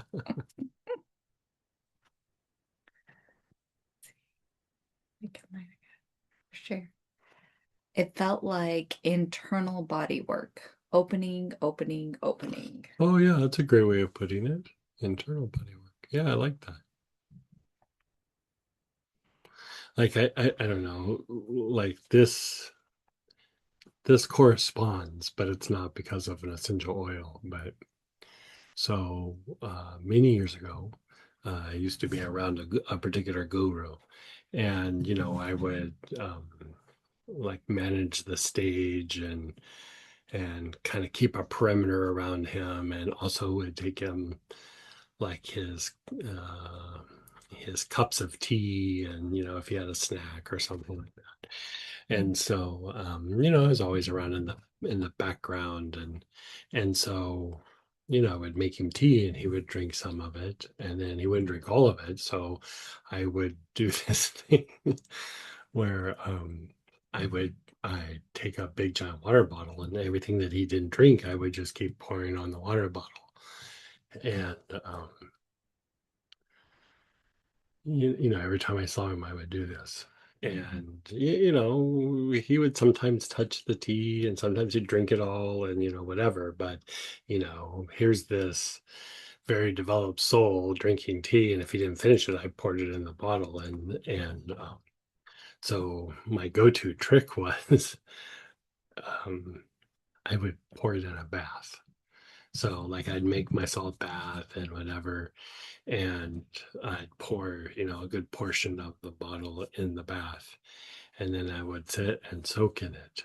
And I didn't even have to close my eyes. It would happen with my eyes open. But the deepest, most vibrant violet that I've ever seen in my life, every time I would do the tea, it would just like, I mean, I would sit in that bath for like an hour, hour and a half because I was just like bathing in this violet. But you know, the mechanisms for divine energy or soul energy to come in is really dependent on that aspect of violet in the body and the nervous system. So the nervous system has to be in that place to be able to harness or utilize that energy. And if you look at this again is according to the guru, he said if you were to watch a miracle happen, some miraculous event, there would be a immense amount of violet that would come down. And it would come down for a while, and then there would be a brilliant flash of super brilliant white light. And when the white light hit the violet, he goes, that's the miracle. Whatever was going to happen, that's when the miracle happens.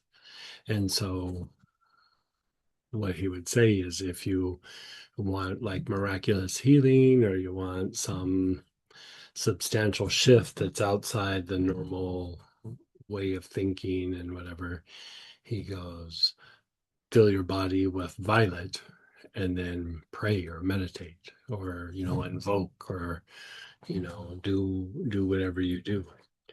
And so that's what that's about, you know. Yeah. Yeah, go ahead, Barbara. Hey. Thank you for that story. I don't think I've heard that one. But it reminded me that during this process, I had this sense of just really soft, sweet protection. Yeah. And as you're talking, I'm thinking, is that a quality of the divine energy coming in? It's also a quality of violet. So, because violet's also a reflection of where our nervous system's at. So like on one level, you could say, oh, well, the nervous system is non-reactive. And like when there is either radiatory energy that, is in the environment that is maybe stress or fear or violence or whatever, or is projected at us, part of how it takes hold or impacts us is that our nervous system reacts. And so on one level, if you look at it from a neurological point of view, the nervous system doesn't really react. Like it's just almost like, I don't believe in you, or like, it just doesn't react to it. It sees it for what it is and doesn't have this overreaction. If you look at it from an energetic point of view, like say this is the aura and somebody has projected negativity at you, like, they say some, obnoxious thing or, I hope you, and you can see the thought form coming in. And as it hits the violet, it just drops to the ground. So again, the violet elevates the vibration, and those projections really aren't of light. And so when it's not of light, it raises the vibration, and it deconstructs the thought form or the projection. If you look at it from the neurological point of view, there's just no Velcro, like the things projected at you, and it's almost like the nervous system goes, you're a cockroach and I can crush you with my heel. You're not a big giant monster. It's like it keeps its perspective of what's happening and doesn't have a reaction over an overreaction. When we're in a stress state, our body just like, something's projected at us and we have a response, and it's not conscious. It's not our mind, it's not our emotions, it's a body response, partially neurological and partially the immune system and partially the endocrine system. And so, a lot of that has to do with previous conditioning. So I'd say the thing also with the violet is you're really moving past your conditioning. You're not in a conditioned state like you were before the violet. And the more the violet, the deeper the violet, the less of the previous conditioning takes hold or is impactful. So that's why I had this sense of being unruffleable. Yeah. Beautiful. Thank you. Yeah, it's the thing that I would say about the violet as well is um, you also see, like from the mind's point of view, you're a lot more cognitive. And so, even when the mind's in play and there's a projection or somebody's acting hostile, intellect goes, I gotta fix this, I gotta do this, I gotta do that, I gotta, whatever it is. I gotta have some sort of reaction, I gotta make something happen, I gotta put my guard up. Where Violet is more deeply ingrained in the intuitive mind, and it's almost like the Matrix, where bullets are being shot at him, and he's just like, he's just kind of moving out of the way, like, oh, that's interesting. There's a bullet there. Like, it's a whole nother level of mental activity that we're not used to when we're in survival mode. It's always there, but it's a hard place to get to and then be able to stay there. Even if we touch it sometimes, life has a tendency to pull us back into survival mode. Yeah. At one point, I thought of it as a shield, and it's kind of a shield of vibration, if you will. Yeah, it is a shield. Yeah, I would agree. Even in like ancient times, they would use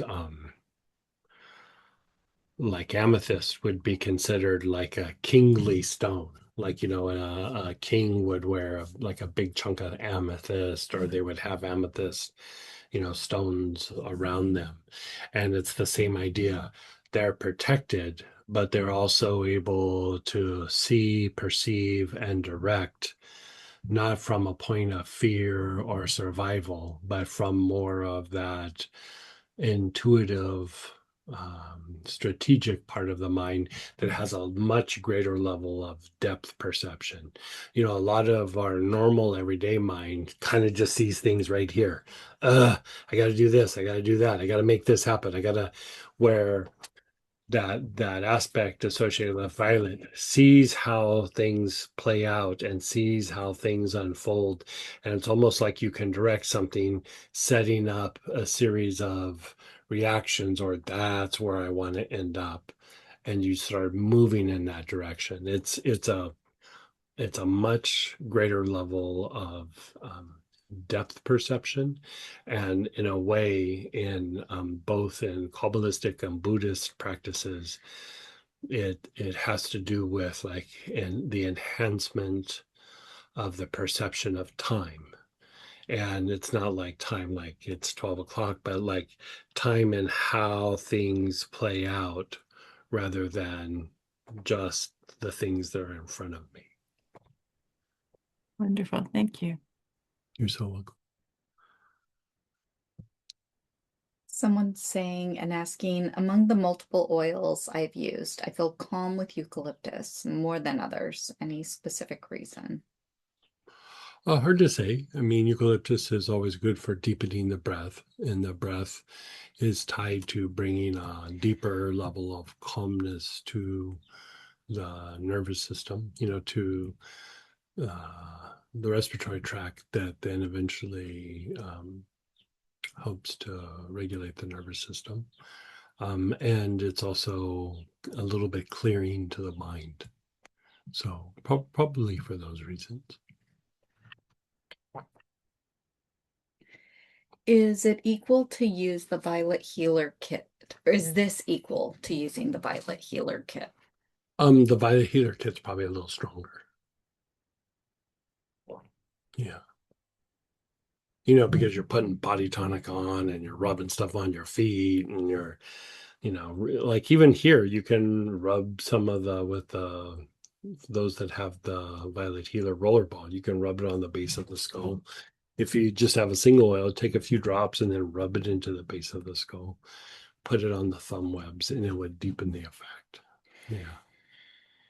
Yeah, but the kit itself is actually much stronger. I think a lot of times when we do the blue, I mean, sometimes I just slap some blue on me or some violet, but we do like the whole kit. Like we, rub some on, and sometimes we might mix it up and put an angel in there somewhere, and then You know, out of everything here too, the violet also helps with angel work, like doing work with meditation, prayer, devotional work to a deity, but also angel work. You know, part of it is that um, the violet also impacts the vital centers, and your vital centers, like if you think about like the vital centers, they're tied to um, like certain functions and processes, but really like states of the body. And so, how we interact with the outside world, like what Barbara was saying about, like, I felt a little protected, I felt insulated, you know, that's tied to a deeper level of regulation to the vital centers. And then, when the vital centers are agitated, they cause an agitation in the state of the body.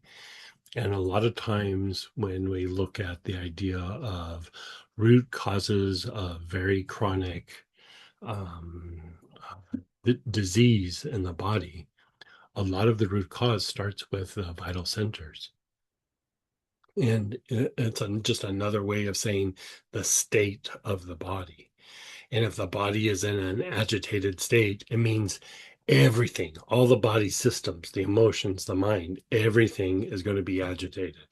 So you're not just trying to calm down different things going on in the body, you're really trying to calm the body down itself. And so violet is very good at that. You know, there's different oils that are very good at that. And then, you know, we go through and we manually regulate each of the individual vital centers to also shift the state of the body. And so as you do that, the body usually will get better. Like anytime that I'm treating somebody that has a very chronic health issue, you know, I look at vagal tone and dysregulation and all the things that we talk about all the time. But every time I go and I treat the vital centers, because that's the state of the body.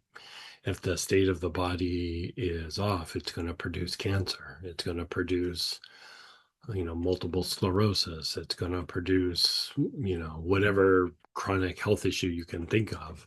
It's the state of the body is tied to that. And so, you know, the vital centers are like little knobs that you can go through and tweak to keep the vital centers or the state of the body in a good place.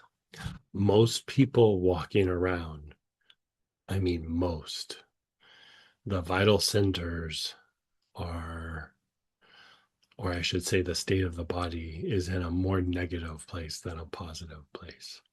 You know, even if they're being good people and everything, they're processing it, but they're having to struggle with things. They're having to manage things. They're having to, you know, do whatever they do.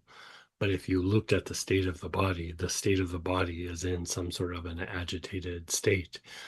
Part of it is that's not just our doing, that's also a big piece of what we inherit in our genetics. Like the things that happen with our grandparents and our great grandparents and our parents, we kind of inherit that state of the body.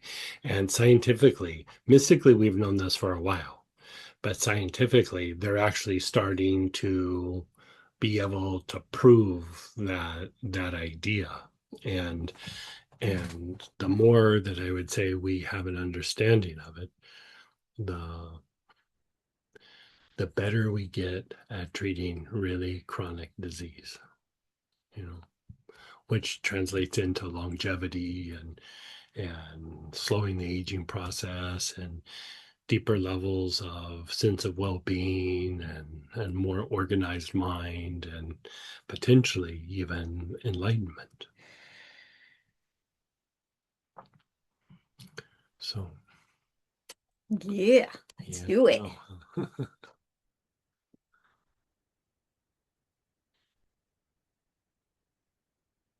Yeah, go ahead, Denise. Hey.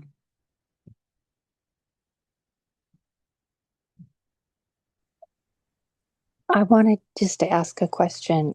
Sure. in one of the packs I got recently, a Cypriol, it was the spray was in it. And oh my gosh, it was so refreshing. There was something about it. What does it do, Greg? Cypriol is it's kind of similar to like spikenard and vetiver, where it's like calming and soothing to the body, but Cypriol is very strong in increasing vagal tone, like really super strong in increasing vagal tone. Yeah. Oh, I really love that one and the Yes. sweetgrass too. Yeah. They're both just, Yeah. I don't know, Sweetgrass is nice. Yeah, yeah. sweetgrass is very nice. Thank you so much for making those up. Yeah, my pleasure. I love oil so much. I love it when you guys find one that you really enjoy, and it's like you're enjoying one of my friends.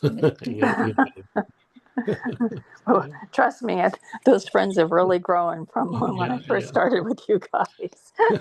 Thank you so much. You're so welcome. Totally though. Yeah. Okay. Should we practice a little more? Come back. Yeah, let's to just do a little tiny bit more. We've already gone through and we've done the two parts of the nervous system. The other thing, like to kind of build on the thing that Barbara was sharing, is that, situations where, you know, something's happened, a person's being aggressive or agitated to you, towards you, or there's just an incident, think of it like this.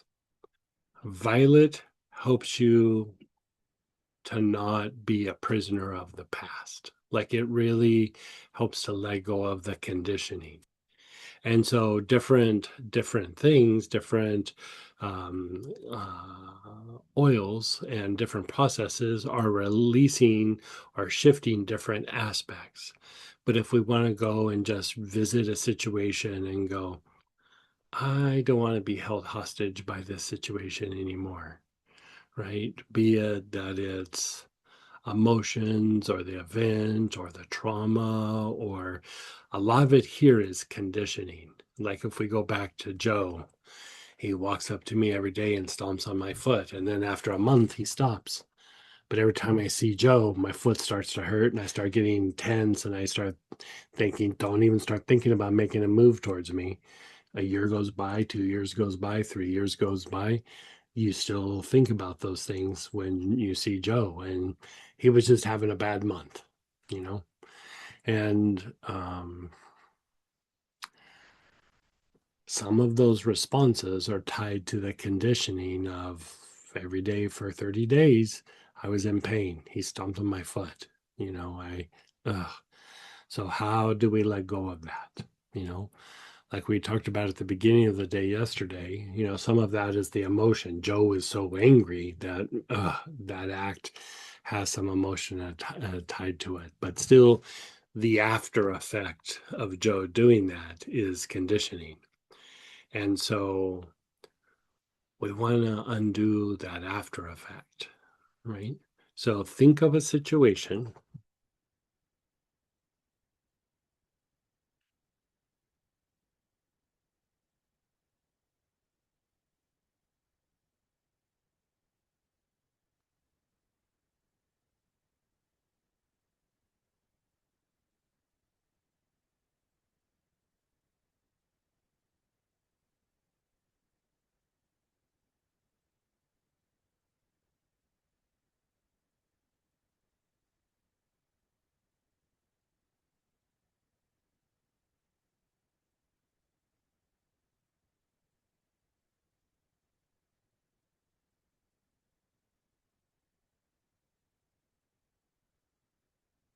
And as you think of the situation, you're taking some nice, long, slow, deep breaths.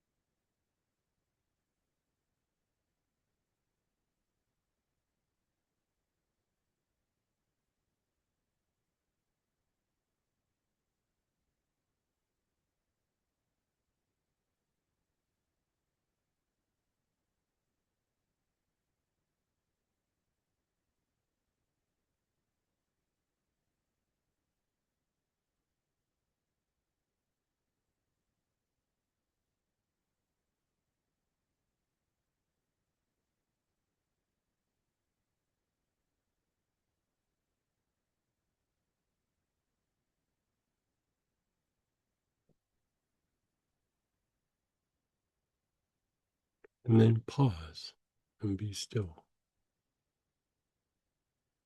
Well, that feel.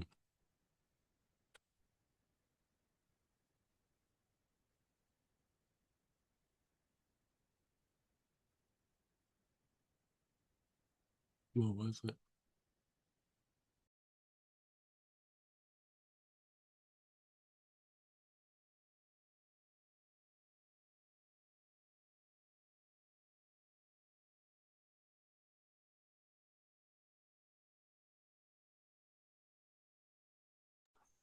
Probably.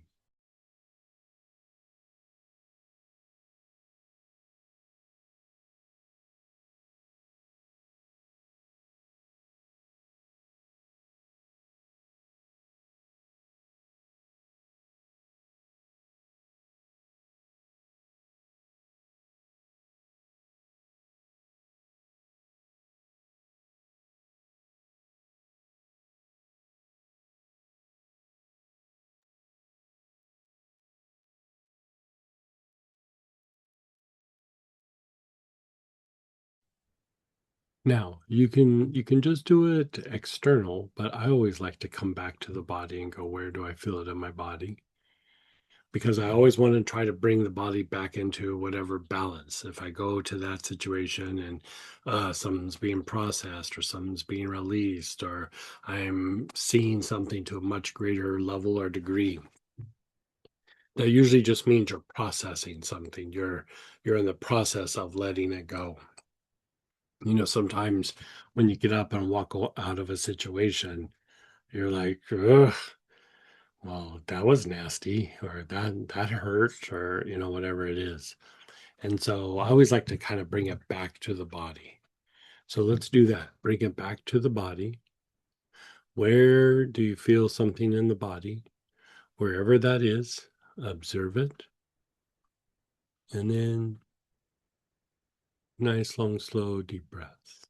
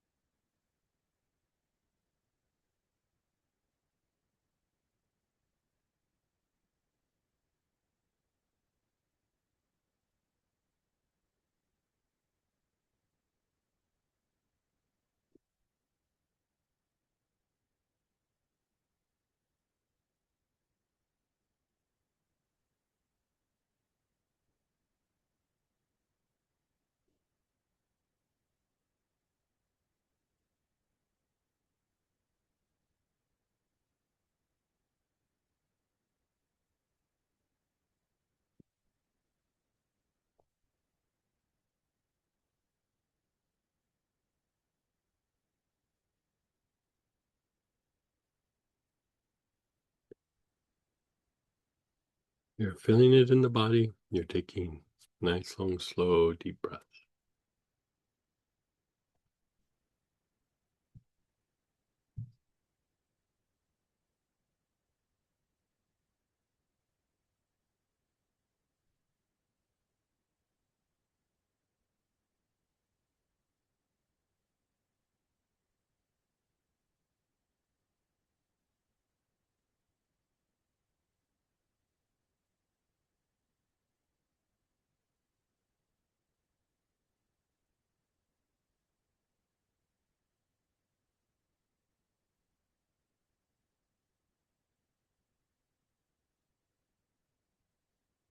And then pause and be still.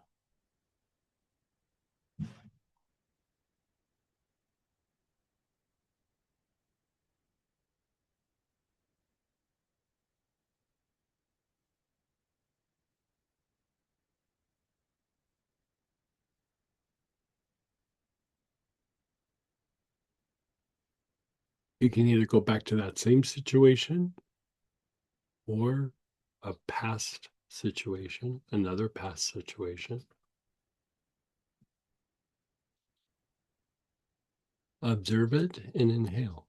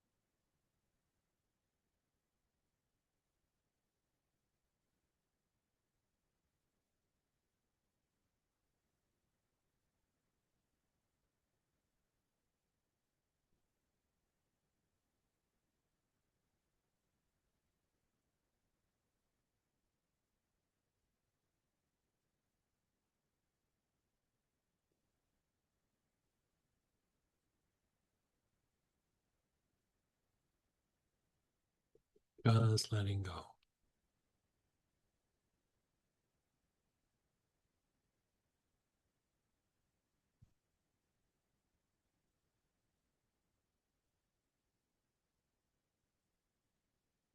Now feel it in your body.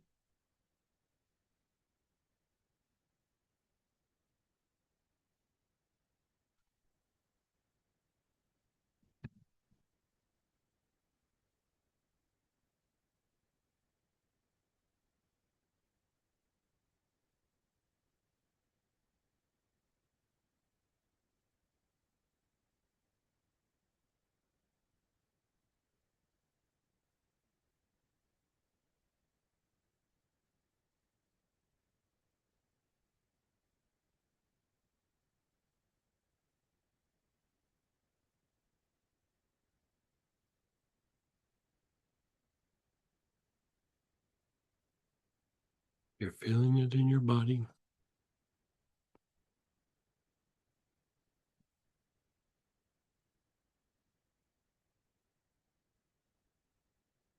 You're inhaling with your awareness on your body.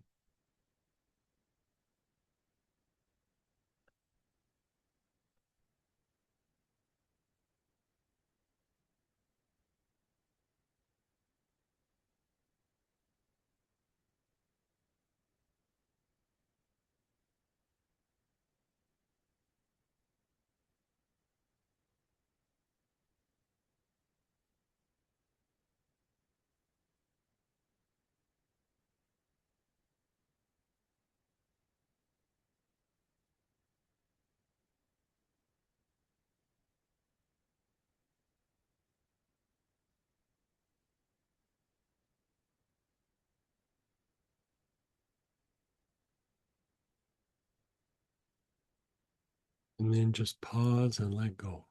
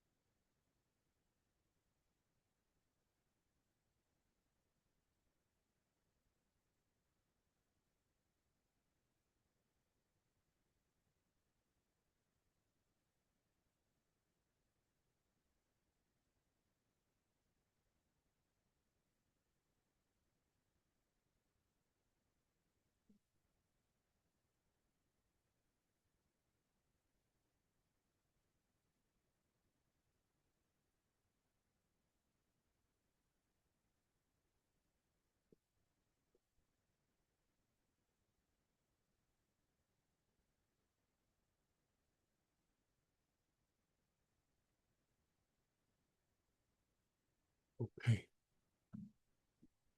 All right. Well, I think that was a good little practice. How about we take a break and we're going to come back and we're going to deal with pink healer. So we'll see you about a quarter after.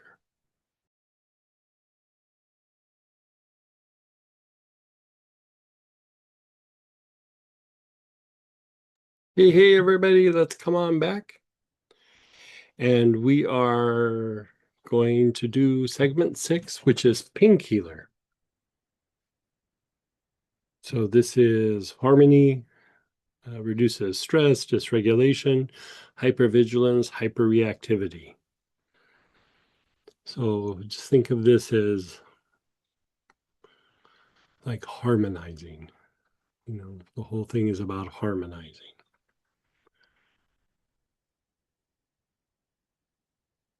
So single oils geranium, ginger lily, helichrysum, impapo, jamarosa, jasmine, nartji, osmanthus, pomarosa, rose absolute, tuberose.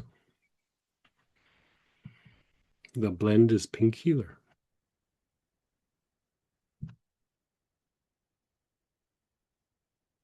So the pattern we're going to do is about reducing dysregulation.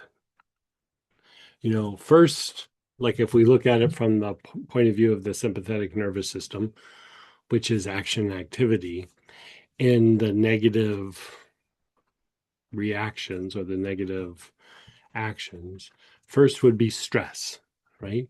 Then from stress, if stress has been there long enough, it becomes dysregulation, right? So dysregulation is now it's starting to affect your physiology. It's starting to produce lower emotion and it's starting to go into a loop. Like it's starting to be a repetitive pattern, right? And so this particular pattern that we're going to do, even if you weren't using oils, this pattern would help to diminish dysregulation. Here, we're going to use oils to enhance the properties or the process associated with utilizing this pattern. Okay, so you're choosing one of your oils.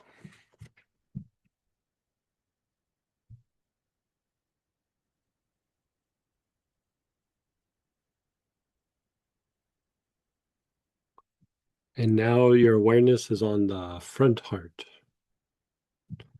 Nice, long, slow, deep breaths with your awareness on the front heart.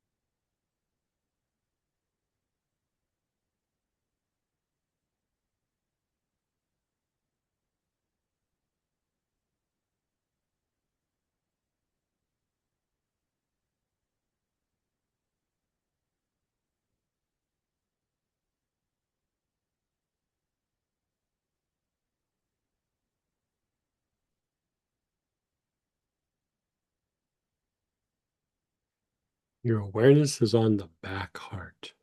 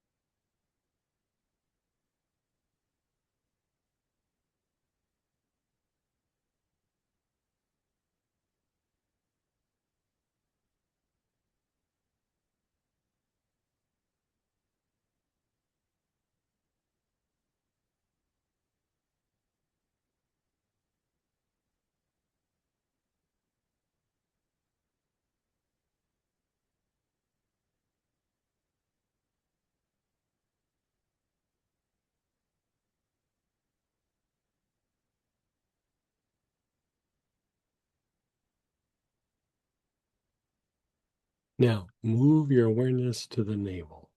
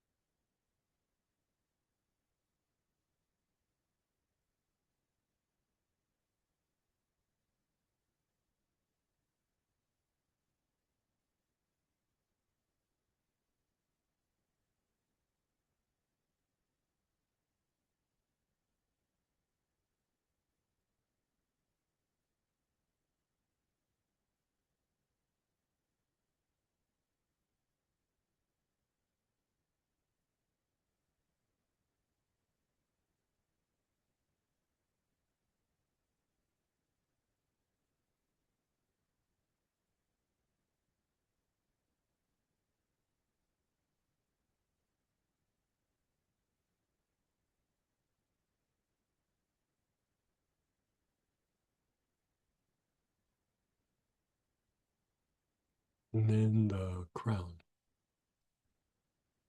Your awareness is on the crown.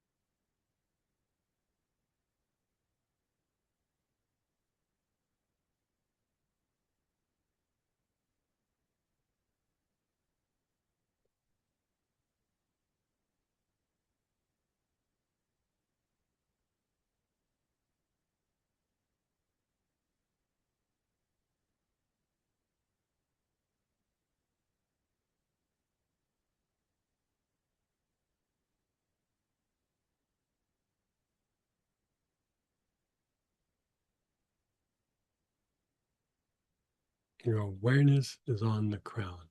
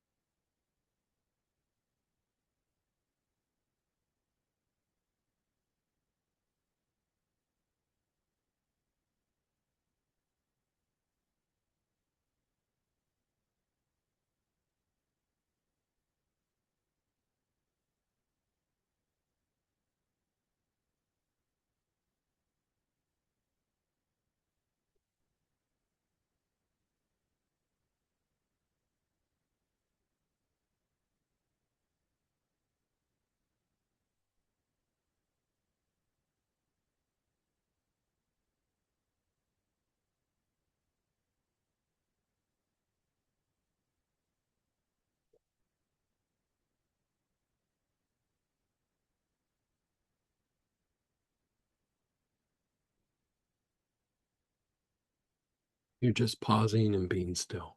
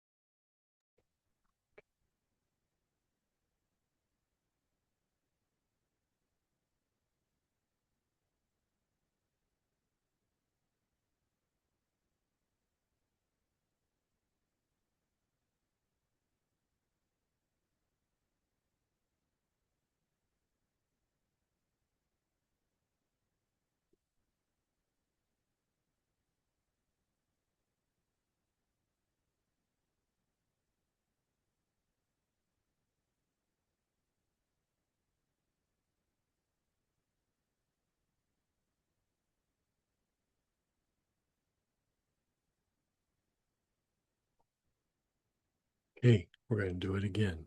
Front heart, you're inhaling.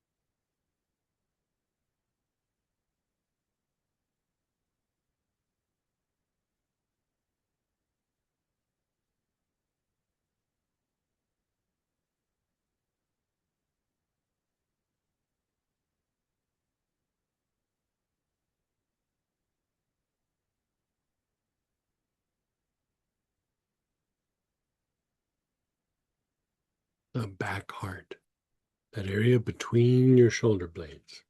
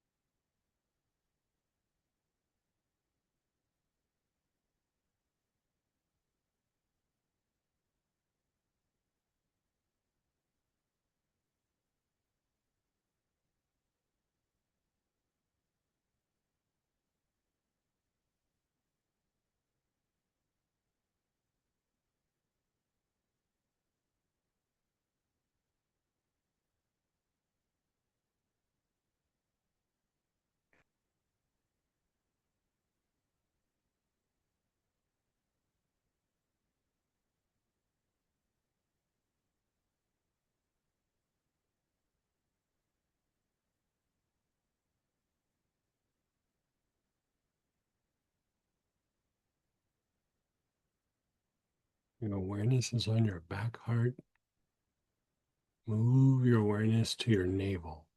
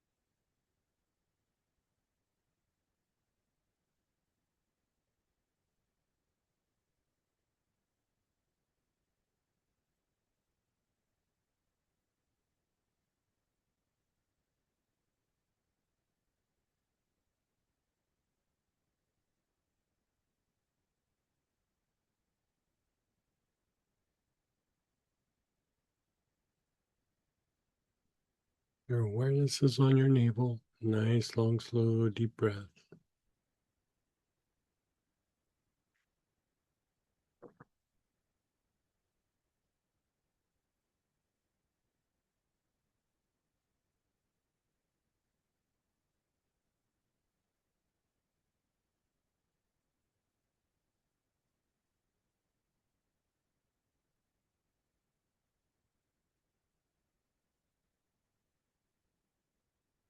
Your awareness is on the crown.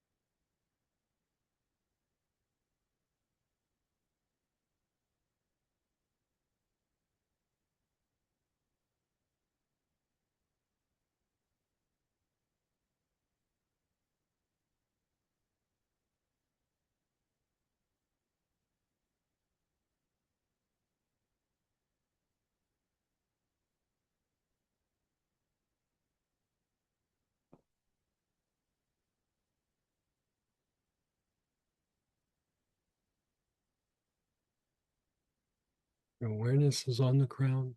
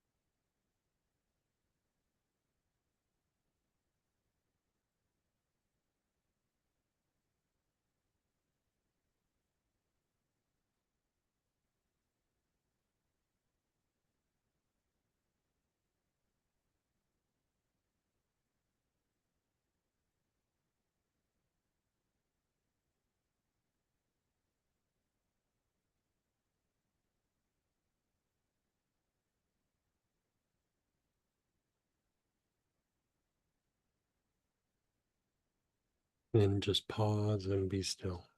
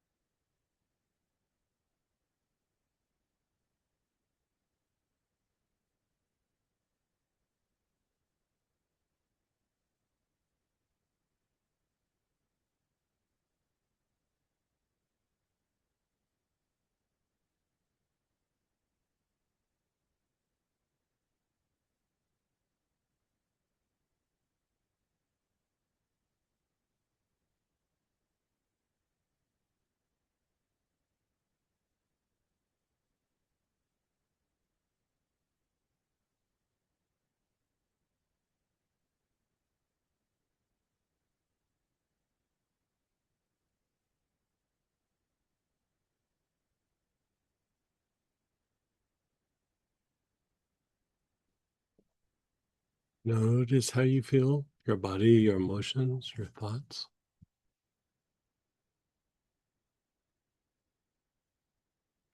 If you want to think about a situation, a person, an area of your body that needs healing, whatever it is, think about it for a moment. As you think about it, you're directing harmony or this balance to in your nervous system to this area.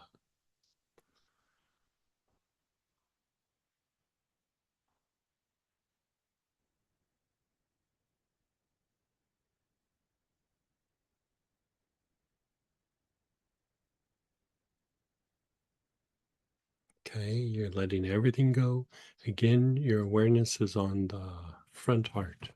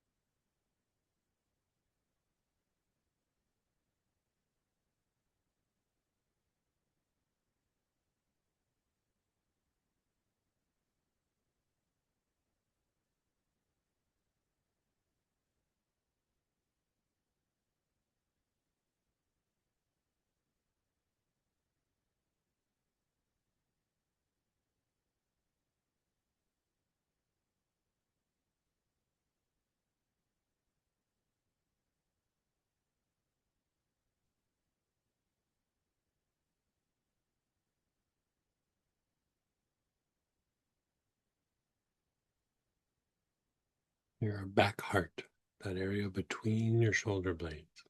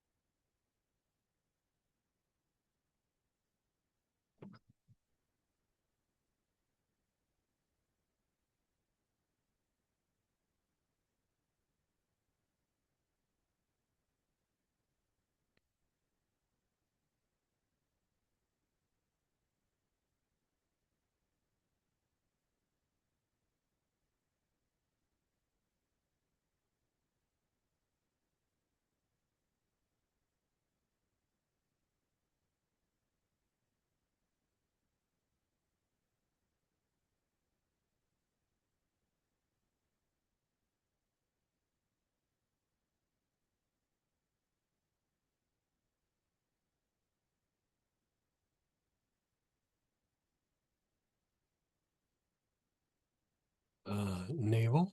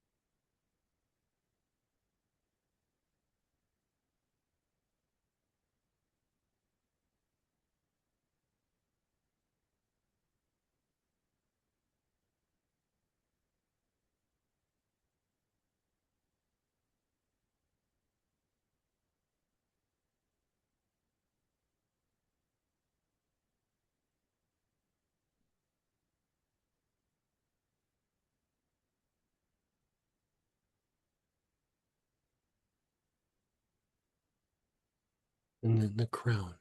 Your awareness is on the crown.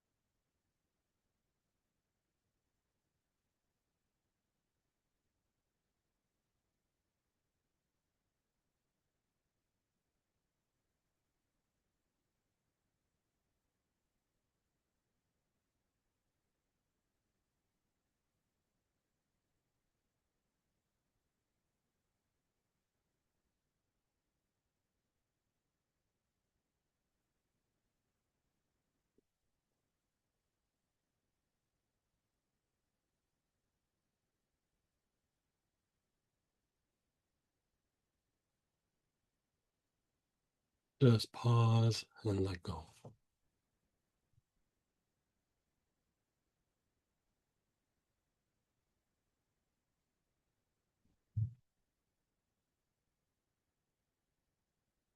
Not that treat you.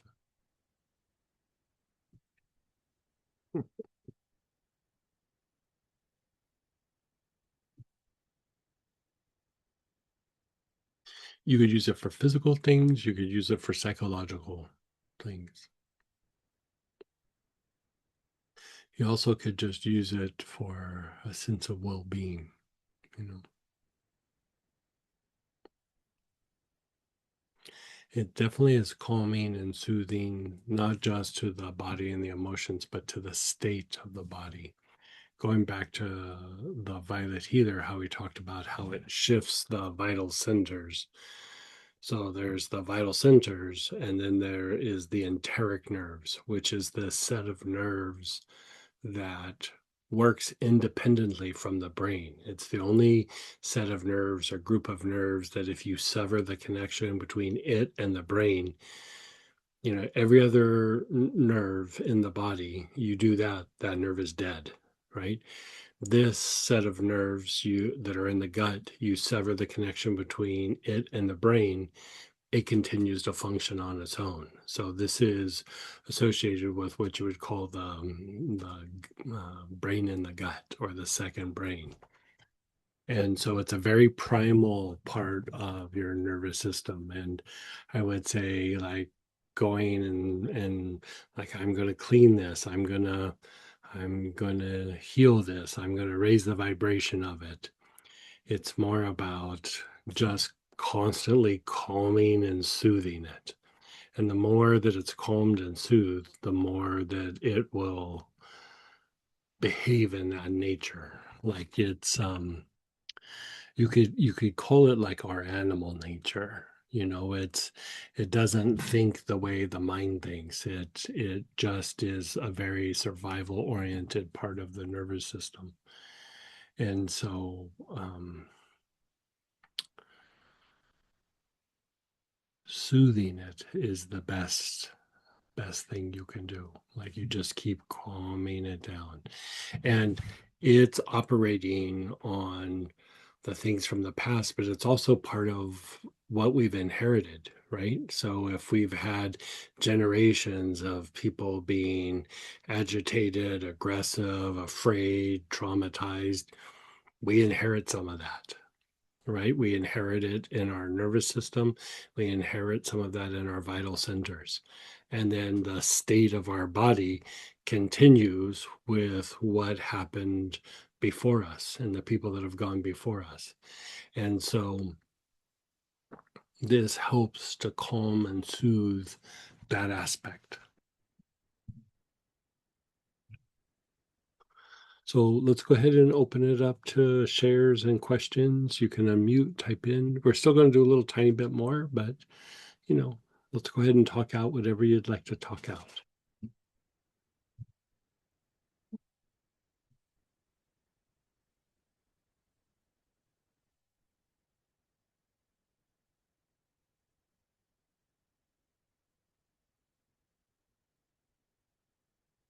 Very nice. Yeah, I mean, the violet one, I had energy and like it just was like vibrant and vibey, and this one just like feels like a snuggly blanket. Yeah.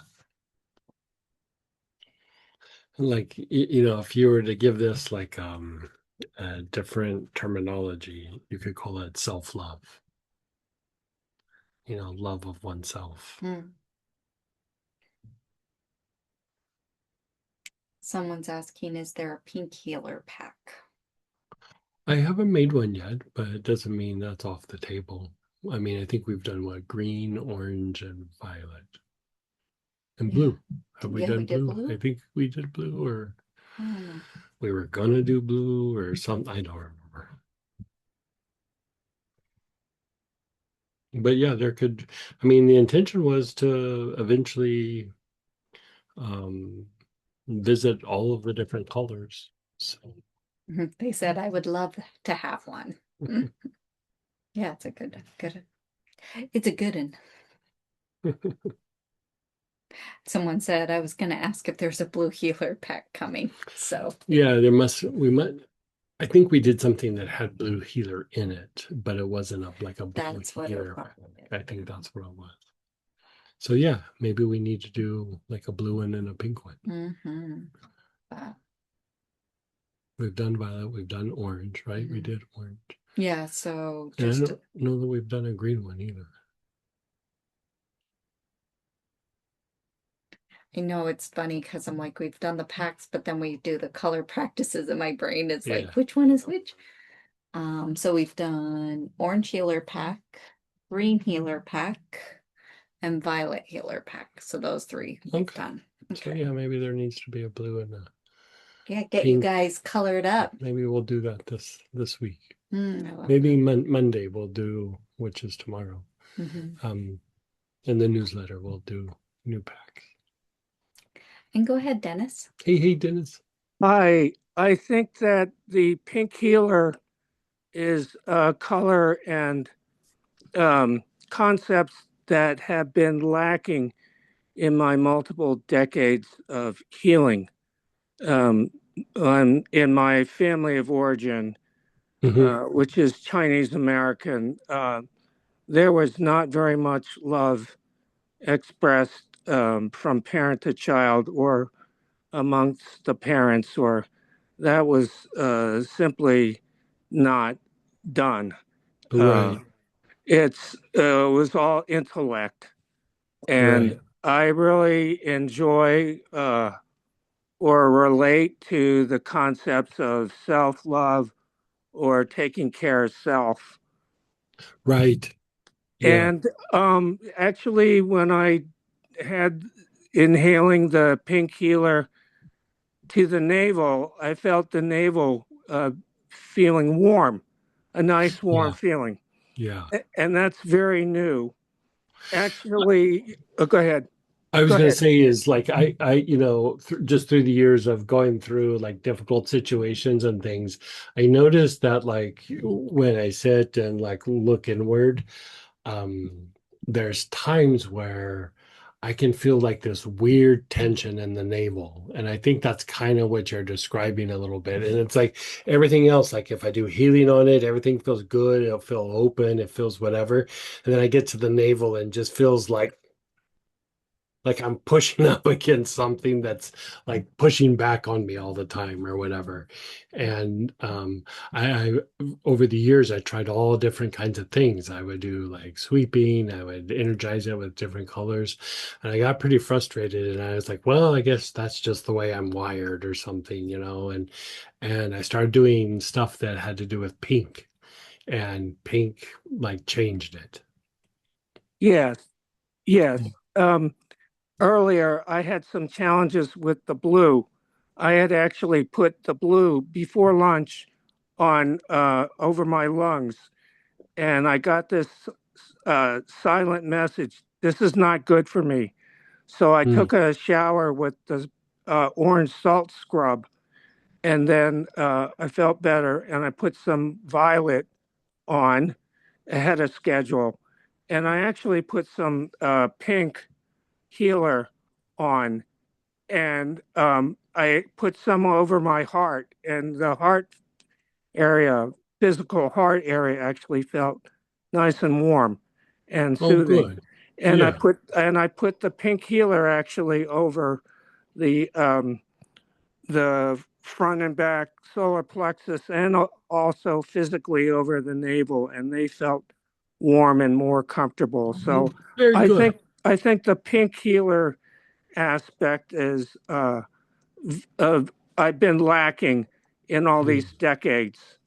Yeah. And the concept from my psychotherapist about taking care of self, that's Right. totally new in in my family. Yeah. Very good, and good instincts. Like good instincts on like what to do and where to put it, and very good. Thank you. Yeah.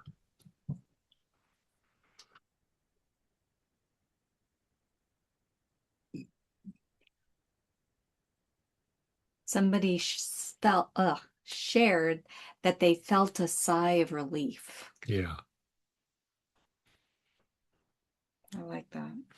Yeah, I go back to, sometimes be it a client or a student or myself or whatever, but there was this one one person that they're quite a nice person. Like I mean, I can't think of one time where I've had like even a weird interaction with them, but they come from a family um, where everybody's aggressive and hostile and I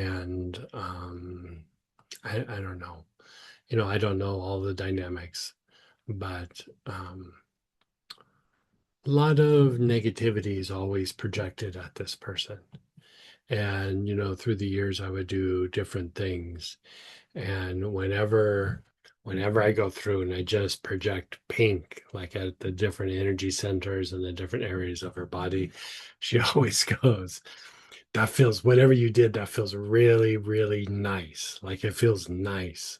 And if you think about like kind of like what Dennis is saying, like it could be that just people are mental, but sometimes when people are more mental, they can also be a little bit more brutal, or there's just not an emotion or emotional connection. And so, you know, sometimes there's situations where we just don't have a lot of what we would call support is still like an emotional connection with people, and the emotional connection isn't something from the solar plexus, it's something from the heart. And so again, I think there's this a good story to tell. Like um, I had this friend that it's back when I was doing a bunch of work with different groups of psychologists, and this one wasn't necessarily in one of the groups that I was working with, but like I just had friends in these kinds of circles. And she was a professor at a university, and she was telling me this story about one of her peers that had gotten this contract with the county about uh, doing like therapeutic work with a certain type of refugees that were coming into this area. And this group of refugees, they were called Hmong, like Hmong, I believe. And I can't remember. I want to say they're from Cambodia or Thailand or but anyway, they were refugees. They were coming from like a war-torn area, and the county was receiving funding to allow a big group of them to come into the area and then provide, services and things to these people. And a lot of them had lost family members, and I mean they were coming out of war. Like I mean they were making a run for it to get out of this area that had been very bad situation. And so this therapist was kind of a newer therapist. Like she'd been doing therapy for a few years. By the time they got out of college and go through their program and everything, they have a bunch of experience, but she was out on her own for just a couple of years, and then she somehow landed this contract. And she was saying like, oh,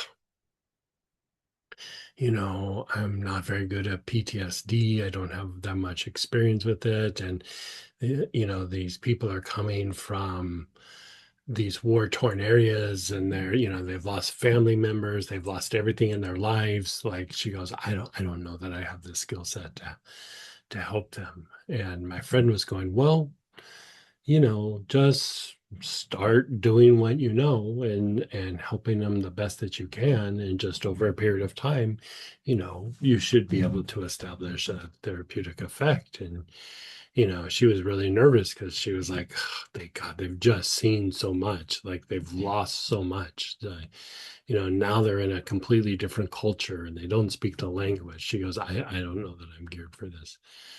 So, the time came and refugees came in, and, you know, my friend hadn't seen her for, I don't know, a couple of months.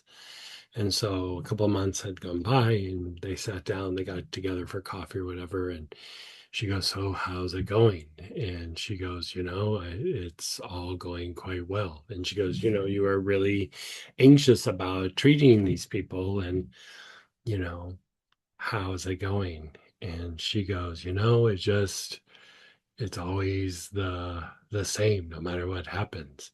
She goes, I was ready for all these like horror stories, and they were coming from very difficult situations, but then we'd go into therapy and you'd go, "Okay, what's going on?" And they'd go, "Well, as I was coming over here, I'd lost all my family and I met this person." And it was always about connections, like making connections, or a connection that maybe got missed, or they can't find the person, or whatever it was. But it always came down to that there was either a lack of connection, or how to enhance this connection, how to make a deeper connection. It was always just about connections. And she goes, I was so worried about all the stories, and really it just comes down to the same thing that we're all always kind of struggling with. It's just the connections with different people and feeling supported, and just all those things. And you know, even in the darkest times, that's what it comes down to, you know. Yeah. Yeah. So Pink Healer helps with that. Yeah. It helps with being able to connect, and for people to connect to you, and also for you just to feel connected to the self. Like, hey, like how Dennis was saying, like I feel like self-care or self-love, or just that idea of the self is, a big issue. Yeah. You, Mhm. no, go ahead. So that part of the nervous system, that primal, I mean, that is kind of tied to the self-preservation, you know, so it fits, you know. Love all that. Go ahead, Dennis. He, Thank you. Building on that, I'm I'm recalling love in our family. I'm sorry if I'm over uh, personalizing this, but no, she, um, love was shown by criticism. I right, don't mean feedback. I mean criticism, right, yeah, as well as boundary failure. right, And then pursuing medicine, and then for a hobby, music, where perfectionism was placed at a premium. uh yeah, there was, yeah, the concept of feedback was zero. right, That's not in our dictionary. Yeah, it was right, criticism. I even asked my father at age 6th grade, "Why are you always criticizing me?" And he paused and then he said, "Because I don't want you to make the same mistakes I made." So I right, laugh now, but yeah, he just came from a different culture yeah, and mindset, and yeah, the depression and World War II. So yeah, right, he did his best, and right, I'm doing my best. So to be right, able to cut us all some slack. yeah, Anyways, this good, pink is really, I really enjoy it of all the things. good. I'm Thank glad you. it's hitting something for you. Thank you. Yeah, And somebody shared where I grew up was more intellect and achieving success and not emotional yeah, fulfillment. yeah.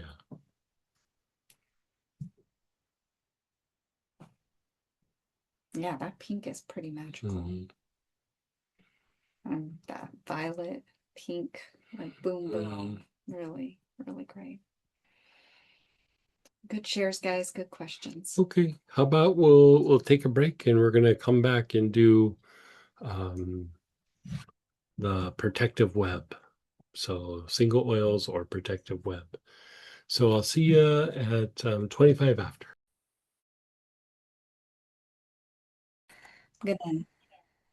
I'm gonna show a little screen share here to everybody. So this weekend's class is the energetic approach to vagal tone, emotions, and sleep. And so I'm just looking at the email I sent out here for Sunday. And I think most of you are kind of understanding how we do our class pages, where you type in your password, the password for the class page. This class was energetic, all lowercase. We do try to keep all our passwords lowercase for you guys. And then this is going to also be the link you'll go to for the YouTube recordings.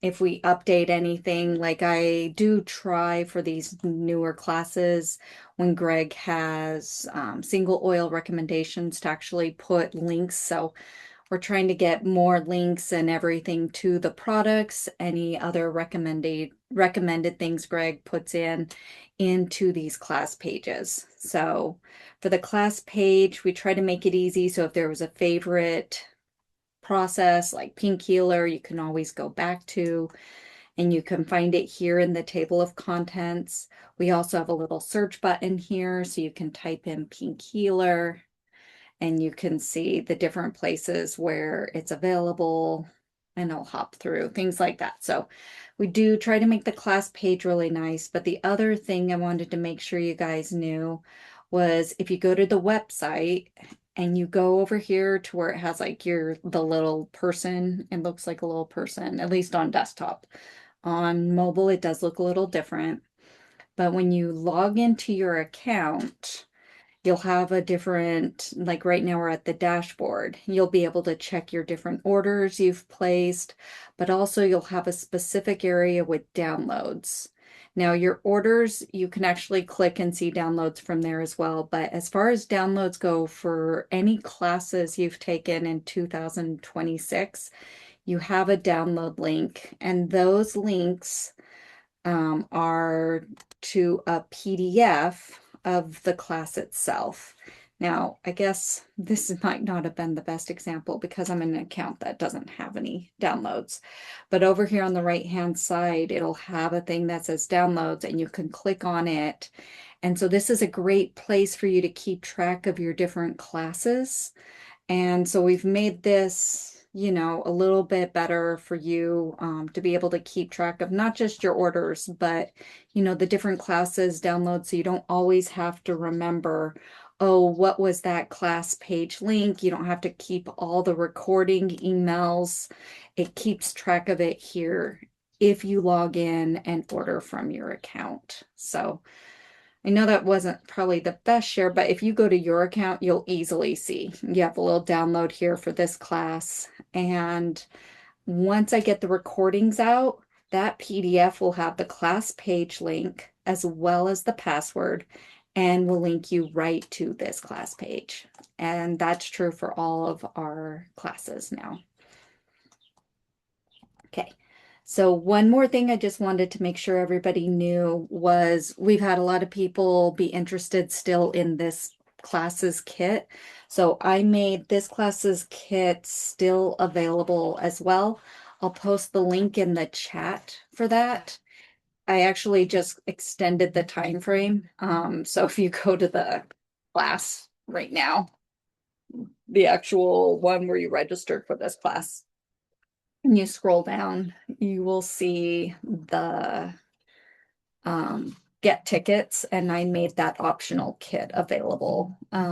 If you are new to our classes, you might know this or might not, but the price that Greg gives for like optional kits for purchase and like the special prices for packs if they just come out is like the best deal. So this optional class kit, if you were to buy everything individual, it'd been $158, but you can purchase this class kit at any time for just $70. So if you're enjoying this class, I know a lot of you guys are, but some of you have asked, oh, can I still get the kit? You can, and I'll post the link in the chat for you. So hope that helps you all. And I think Robert actually posted that for us. He did. Thanks, Robert.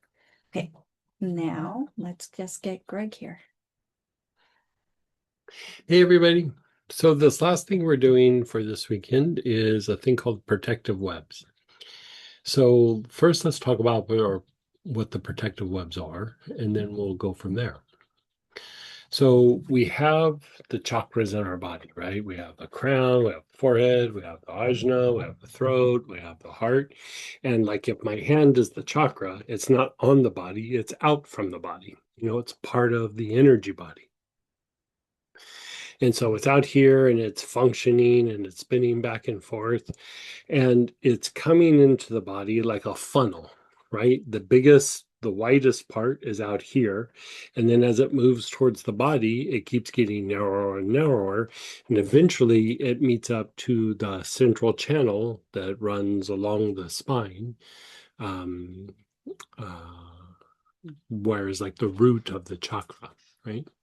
So we have the surface of the chakra, and then we have in towards the spine, the root of the chakra.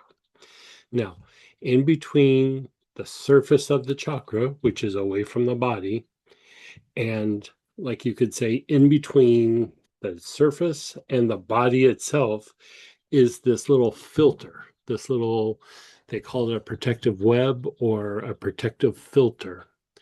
And it basically is a filter that keeps out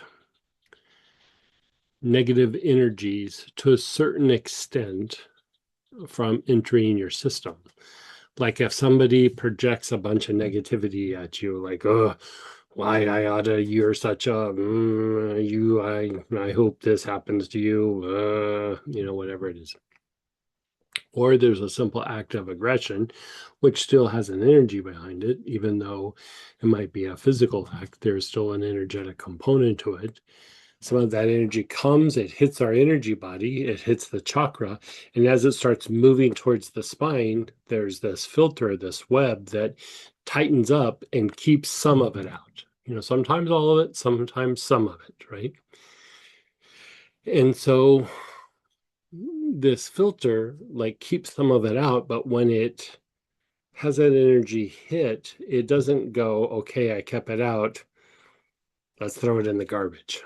Right? It keeps it out, but it's still stuck there in the filter. So all those negative projections, those acts of aggression, of violence, whatever it might be, could be just even a dirty environment, right? And so these filters, for one, accumulate things, but two, when somebody projects negativity or they're, say like even a car accident, it's not like the person is going, I'm going to maliciously hit the person going through the intersection right now. It's an accident. But still, the energy body sees that as an act of violence towards it, even though it's not malicious, right? So the filter tightens up, right? It firms up to keep out some of that energy, because if all of that energy hit the spine and then went up to the brain, it would be beyond devastating, right?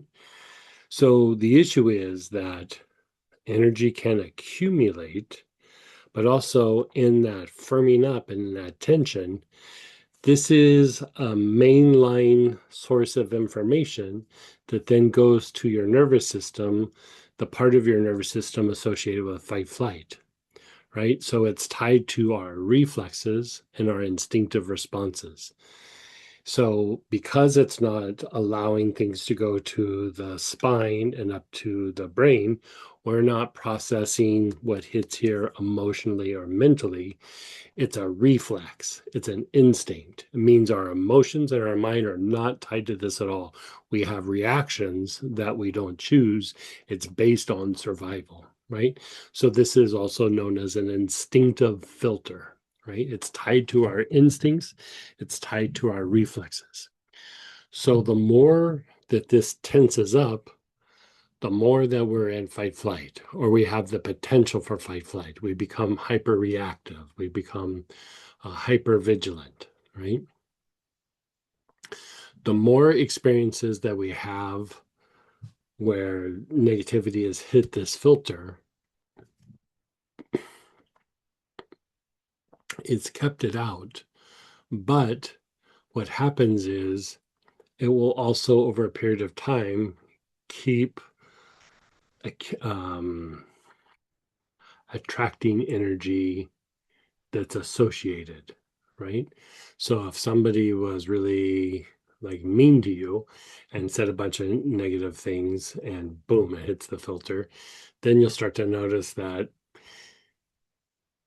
you almost like draw out of people them being mean to you, right? And part of it is like attracts like. And so if this filter has a bunch of accumulations, um, that can happen. So I have this story. I think sometimes stories kind of help. And so I have this story one time. I was living in New Mexico at the time in Santa Fe. And I was out on a date. I was running some errands, and apparently I wasn't driving good because somebody pulled up next to me. I was oblivious. Like, I don't know what happened, but they are just giving me the death stare and showing me one of their fingers and making sure that I saw that they were showing me one of their fingers. And they did it for a very prolonged period of time. And so at first I was like, is this like even me, or like what's going on? And, they were pretty adamant about something. I don't know what that was. So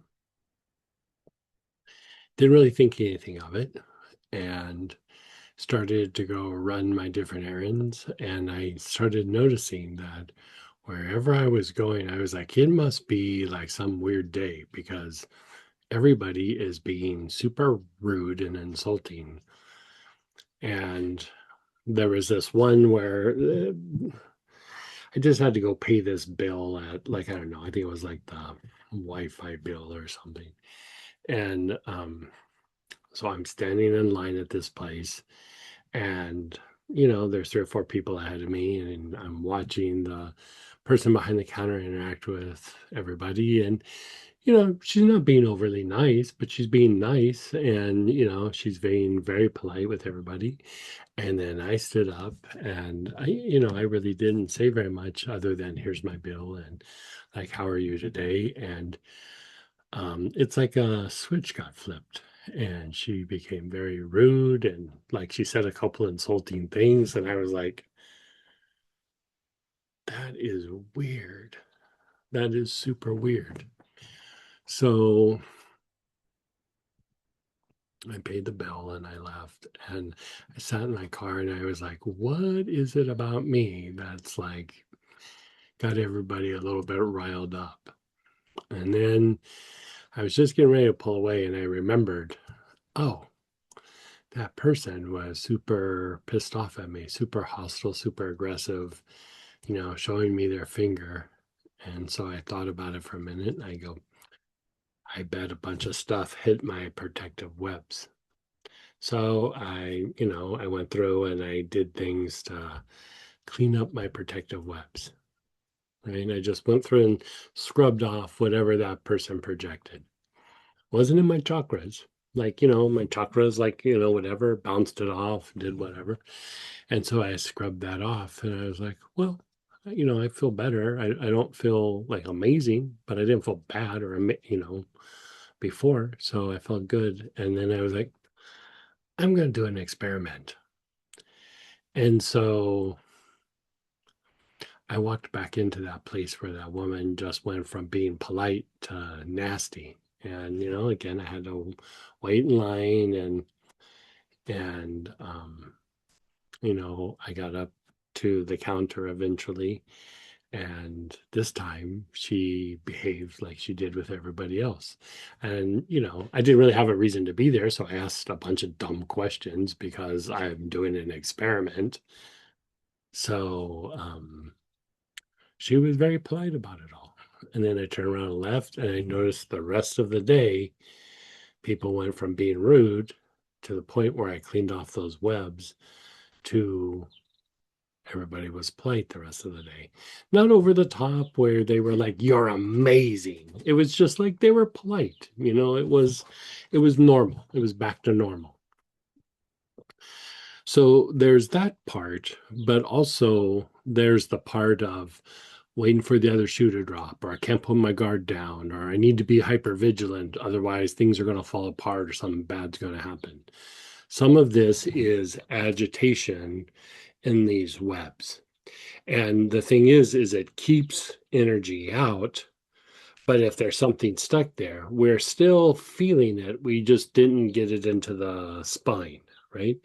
But it still feels something, and it increases the reflexes and the instinctive responses. Like we become more on autopilot rather than taking a moment and thinking things out or feeling the emotion of it.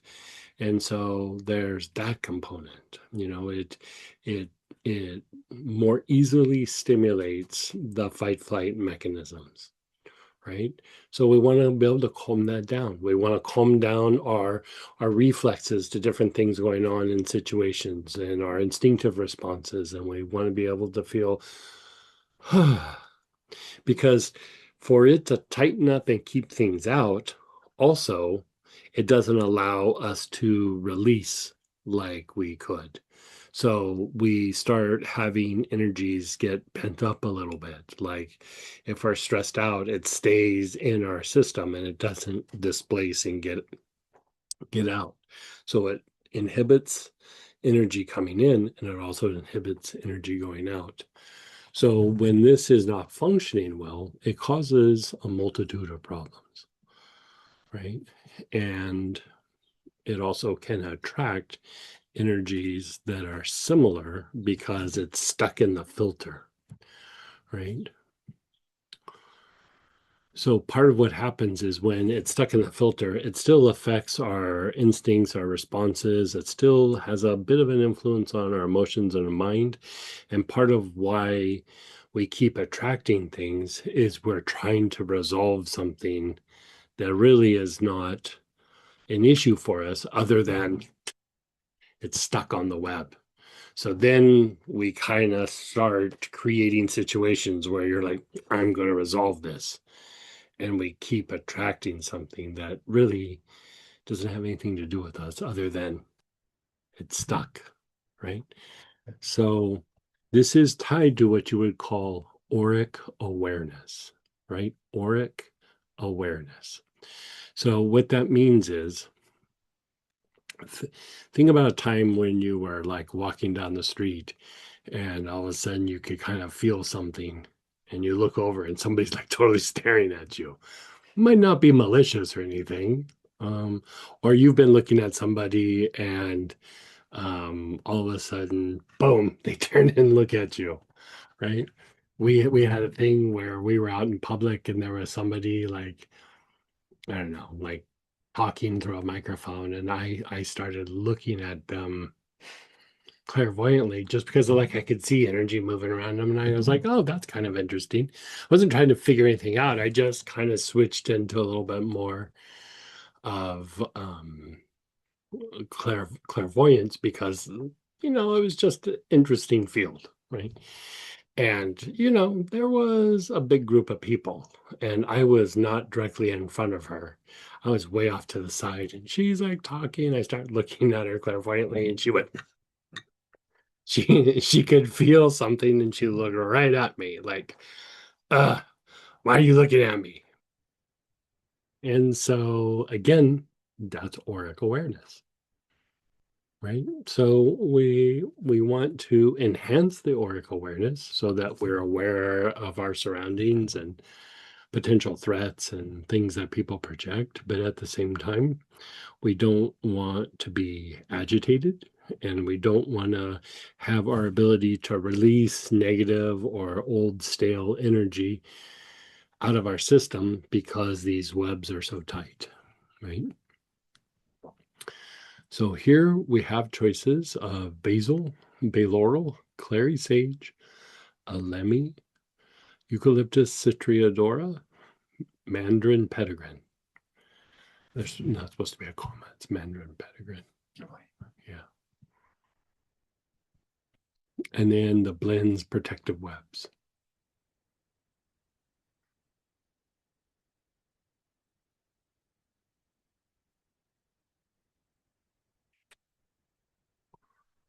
And here we're going to use the 3-brain pattern. Or no, it's not the 3-brain pattern. I take that back. We're just going to work a pattern that is for instincts. So the very first thing you're going to do is your awareness is on the sex chakra. You're taking nice, long, slow, deep breaths.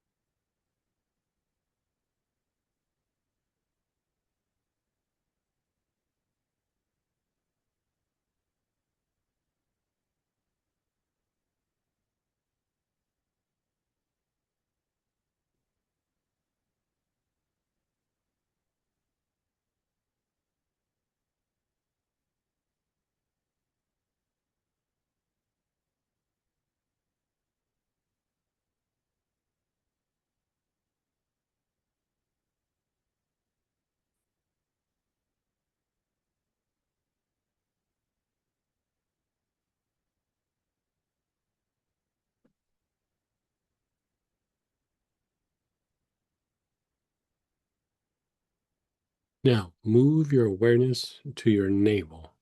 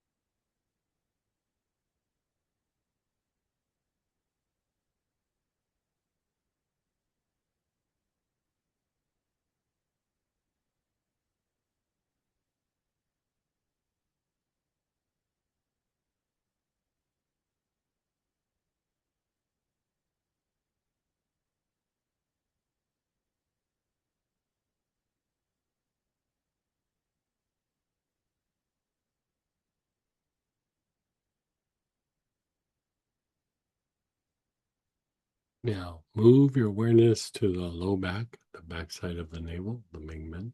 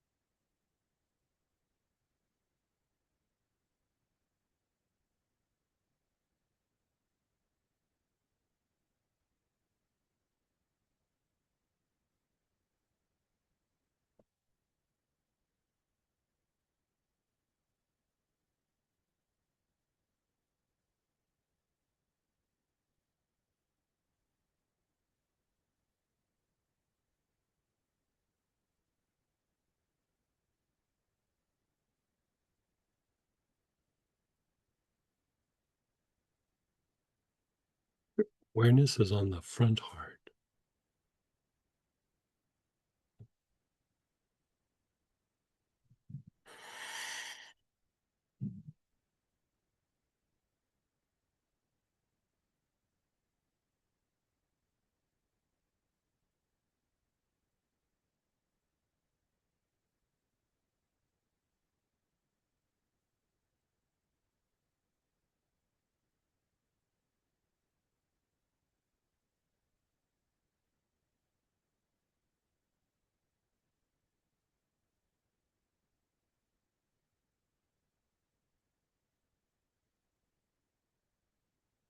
Then your awareness is on the back heart.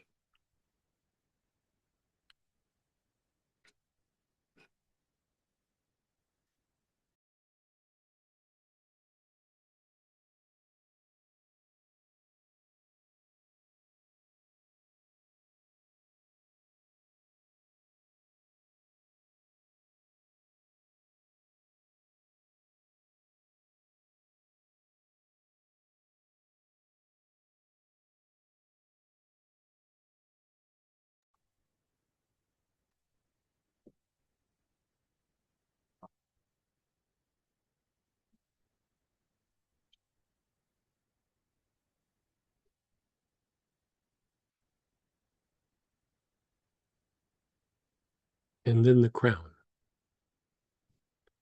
Your awareness is on the crown.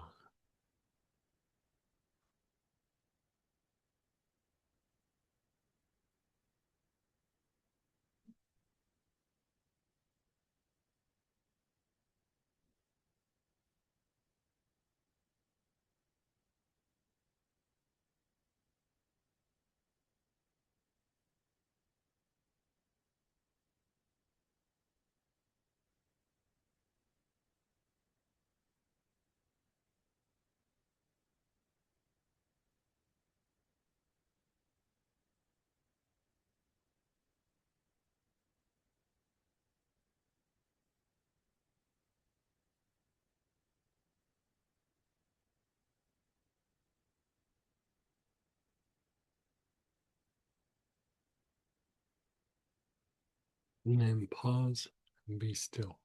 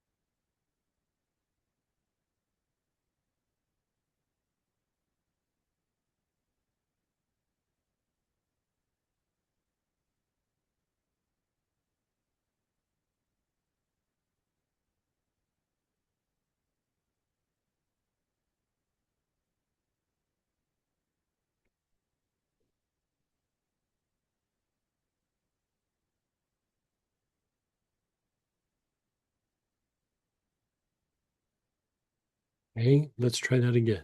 Your awareness is on the sex chakra.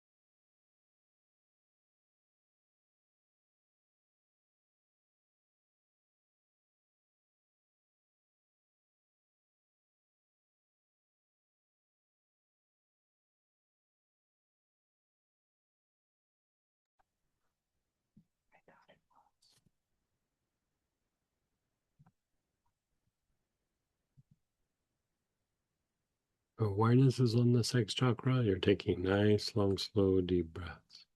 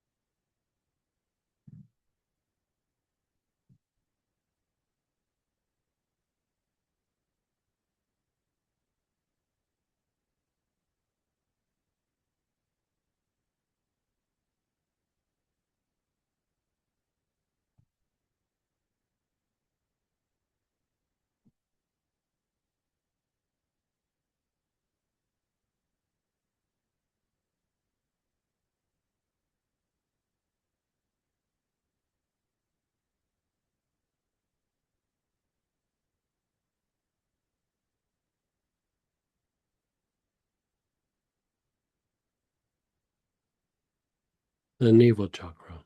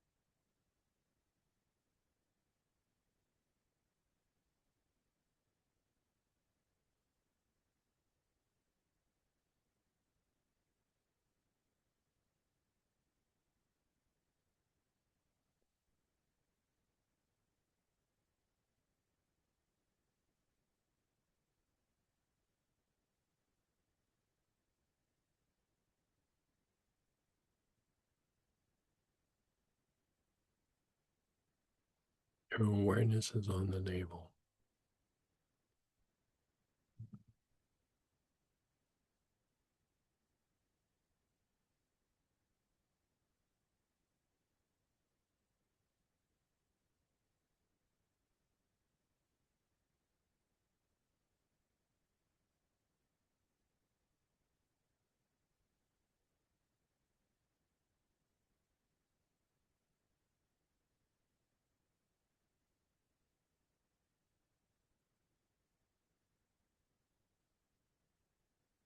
It's on the navel. Nice, long, slow, deep breaths.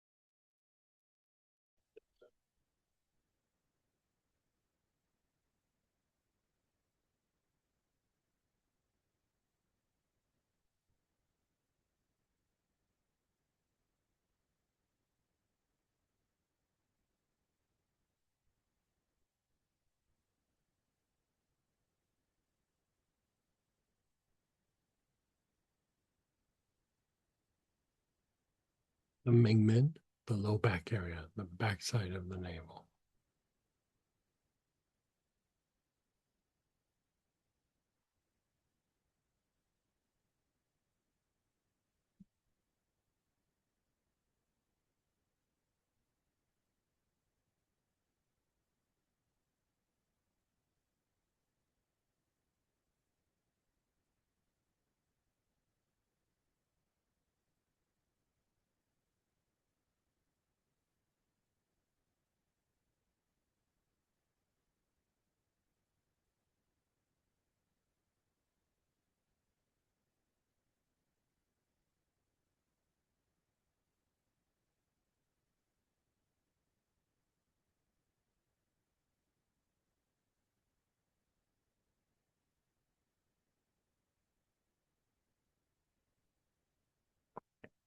Your awareness is on the Mingmen. Nice, long, slow, deep breaths.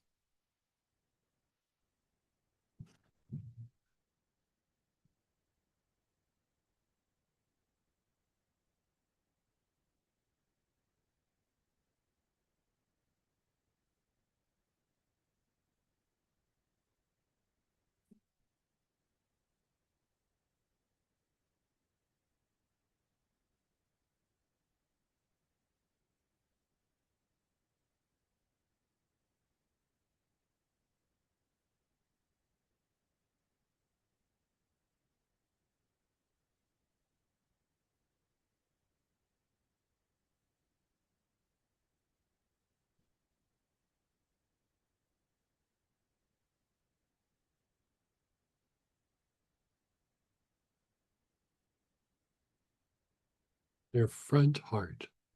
Your awareness is on your front heart. How's this feeling toward you?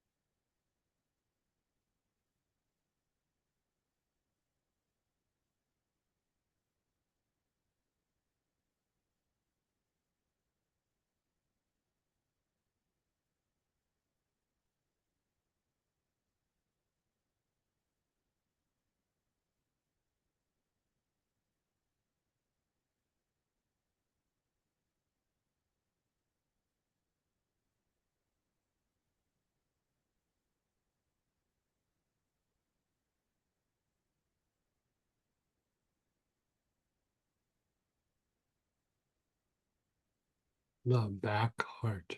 Your awareness is on the back heart.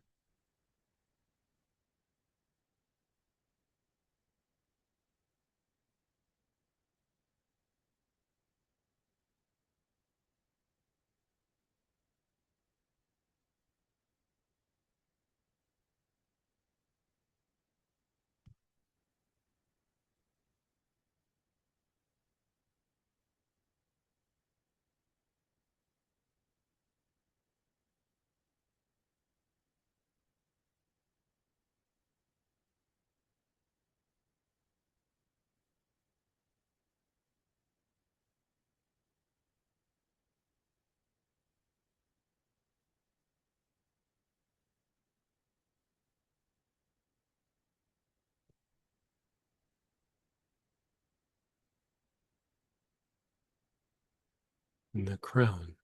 Your awareness is on the crown.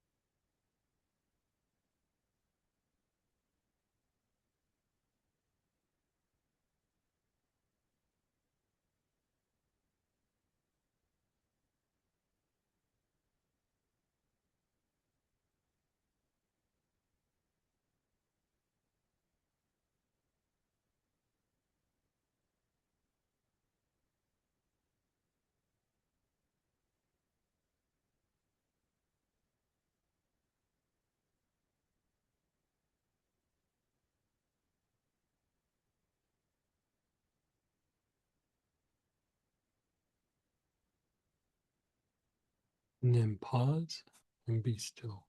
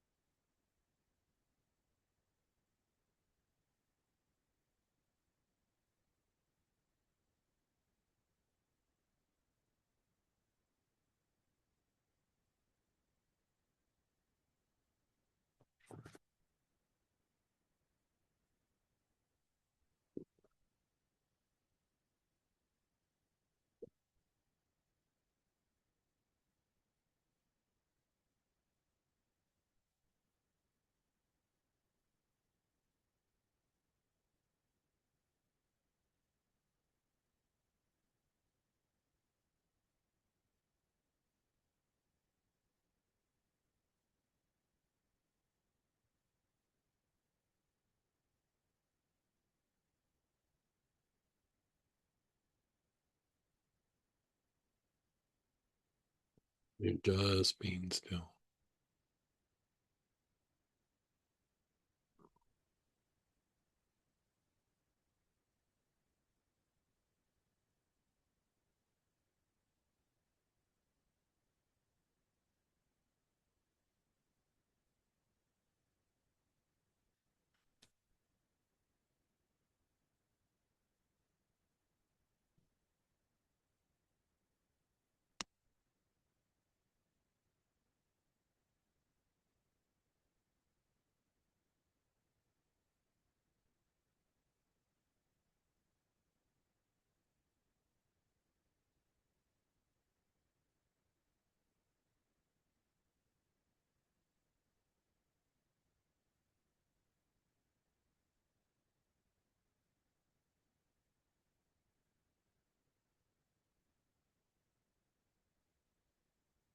Let's do it one more time. So you're inhaling, your awareness is on the sex chakra.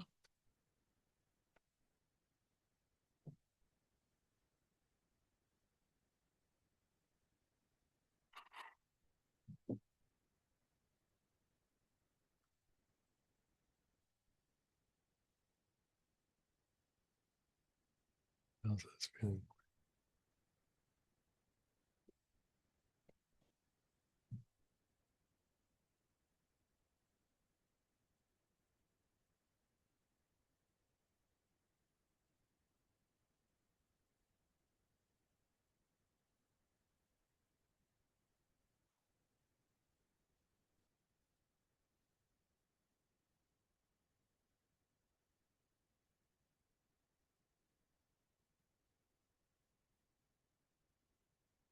Your awareness is on the sex chakra.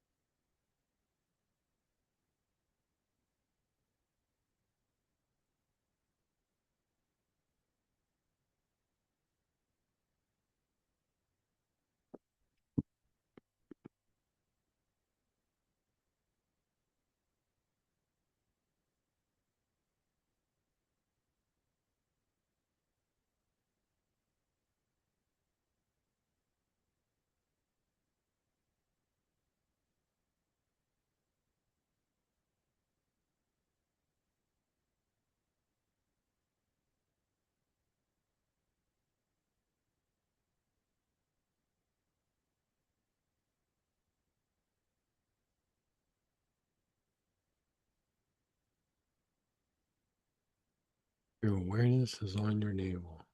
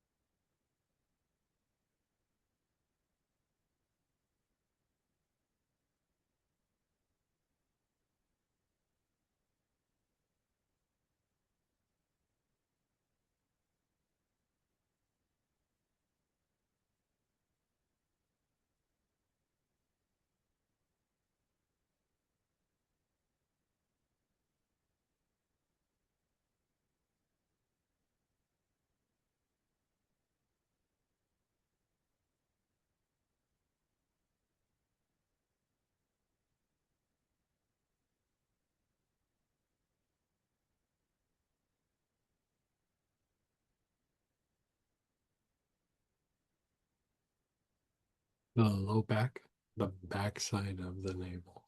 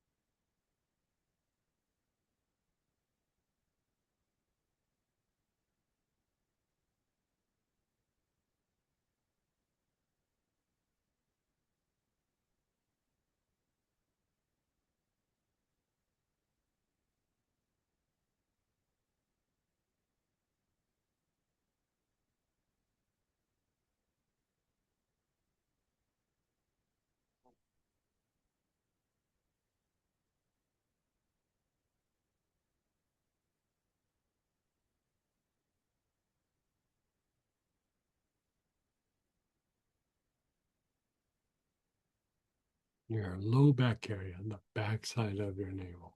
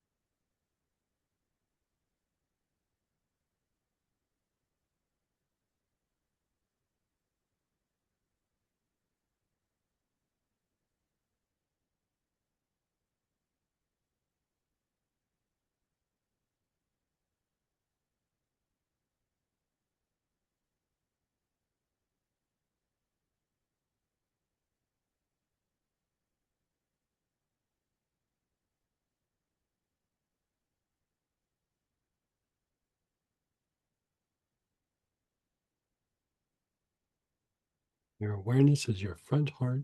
You're taking nice, long, slow, deep breaths.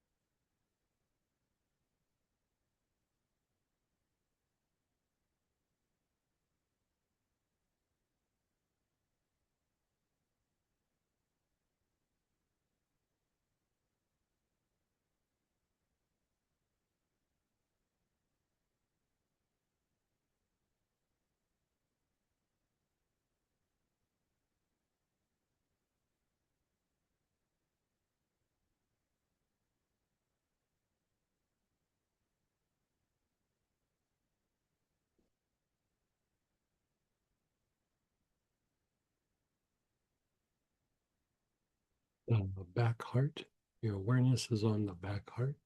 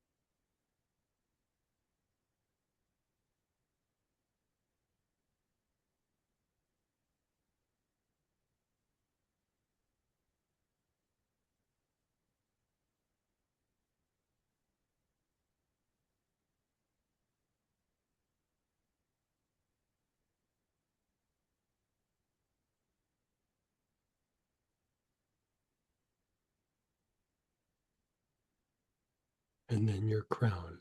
Your awareness is your crown.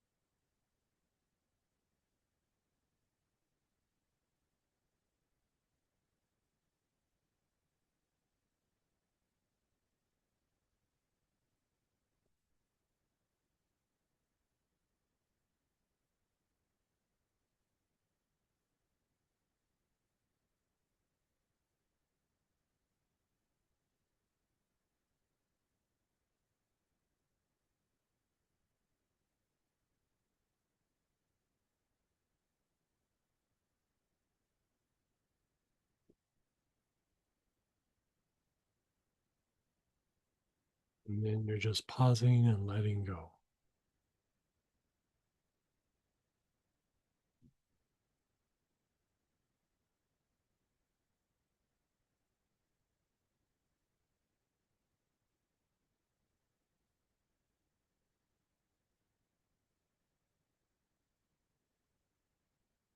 You're just letting go.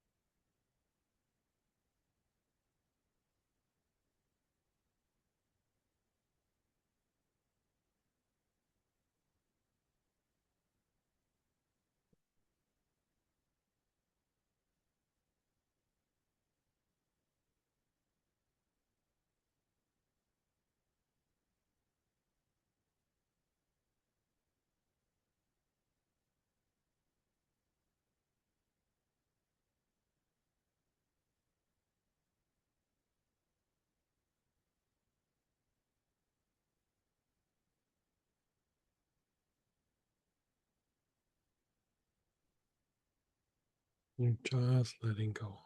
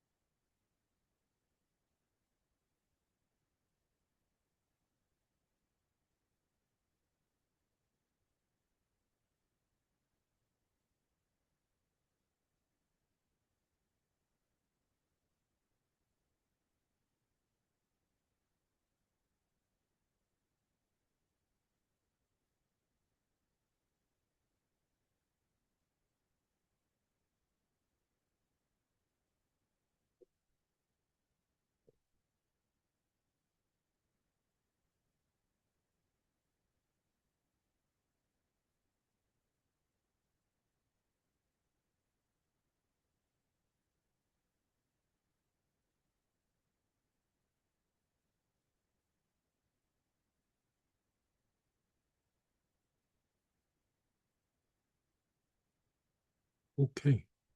Let's go ahead and share experiences and ask questions.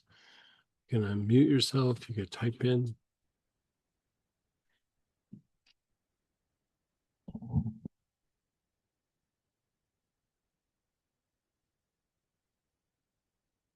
How did you do? Go ahead, Denise. Hee hee. I had a question Sure. because I have kind of felt it could be cords too with me. Could be, cords besides the protective webs. But you said that it kind of is a layer between the chakra and um, the In web. between the It's body. No, it's like a filter that's between the surface of the chakra and the body. So it's kind of okay. like a midpoint there. Yeah. Thank you. I've got a picture of it now. Thank you. You're The so other thing was, will this process clean or clear them or yeah. It has a cleansing effect and a relaxing effect. okay, Because the more that it relaxes, the more that it will, for one, release things off. And then two, it will calm down the nervous system, very good. Thank you. basically taking it out of fight flight. Yeah, It's not the only thing that you do to take it out of fight flight, but this is one of those things that, like, when it's agitated, even though you try to calm the nervous system, it'll just snap right back because it's like, no, it's got this right here. Like, these things are still in our field. Yeah. I think this is going to be an interesting one, especially with your story that you told. Hmm. It made a lot of sense to me. So Hmm. thank you very You're much so for sharing. welcome.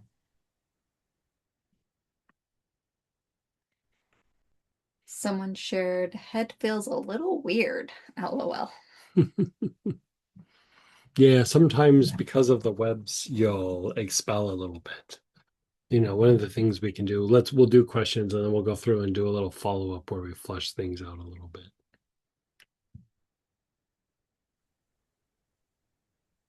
Someone's asking, since all the chakras have a protective web, why did we not inhale the protective web blend on the chakras? Because we're working the nervous system and we're not doing it from a chakral point of view. The chakras are still a byproduct of how the nervous system works. So it's more about calming the nervous system rather than going to the chakras. And again, we're not doing energy healing where we're projecting at the body. We're doing the nervous system and doing it from the inside out. So different mechanisms, different ways of approaching. Yeah. Someone said, really great technique. Yeah. Loving it. For the part I was able to stay awake for. Looking forward to doing it daily. Yeah, good.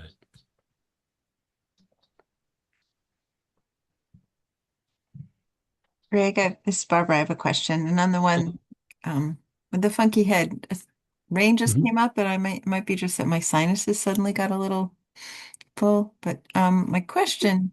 It could be, but it still could be you expelling things out. Like, Mhm. that's the thing is, like, as these things relax and we start releasing energy off of them, your ability to release and expel is actually increased, and so your system goes bleh. Like it just Okay. kind of fleshes things out. So yeah. Thanks. And my question, um, aside from getting the stink eye, to borrow one of your phrases from people, um, should we just assume we need to do this on a regular basis, or how do we know we Yeah, really need it's to do it? like you said, it could be the stink eye, but it could also be radiatory in nature, like you're in a stressful environment or you're in a dirty environment where maybe bad things have happened in the past and there's elements or elementals in the area that might try to, like, attach to the energy body. Like if you look at the idea of what, you know, in like the dramatic ways of looking things, like when people say, oh, that person's possessed, it's not like this big demon, overtaking the person. It's a cockroach infestation. It's just a little tiny group of elementals that have hit the field and just are consuming the field. And if there's tears and things in the webs, they penetrate and then they'll start affecting how the person acts, feels, and behaves. And so by relaxing it, cleaning it up, because also when you're relaxing it, if there is a tear, tears can happen when there's a lot of something projected at you.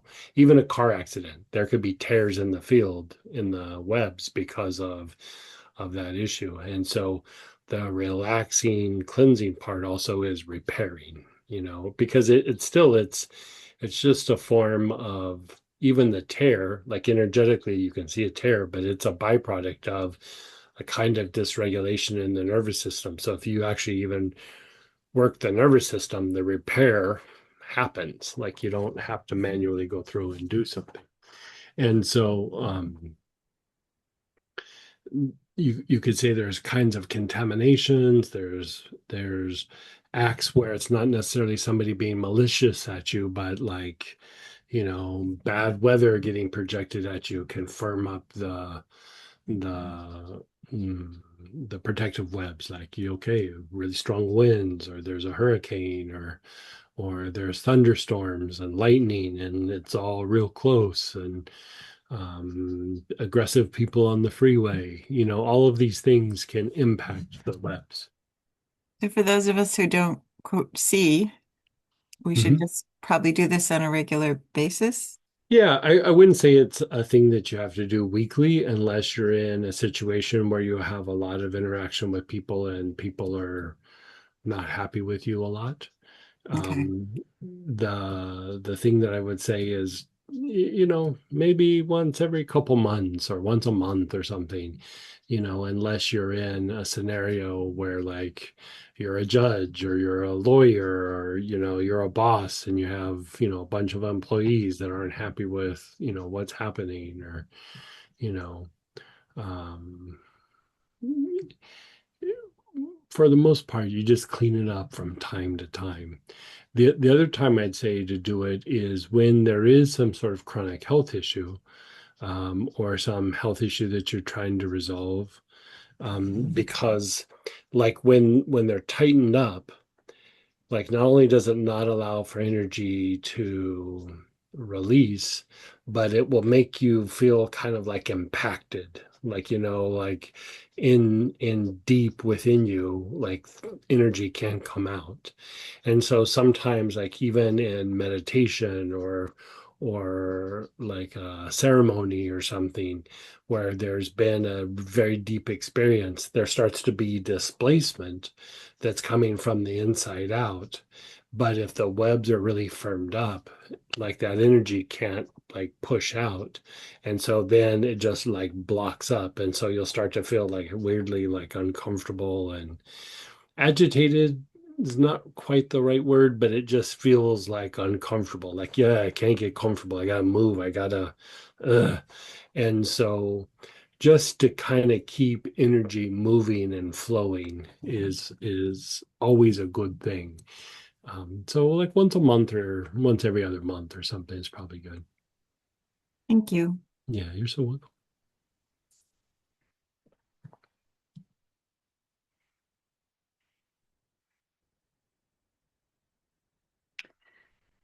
Is there a connection between the kidneys and the protective webs? Yeah, there can be. Yeah, like the quality or function of the kidneys, because of what it does to the nervous system and mineral balance. There can be some issues that can cause disturbances in the protective webs. Yeah, sure.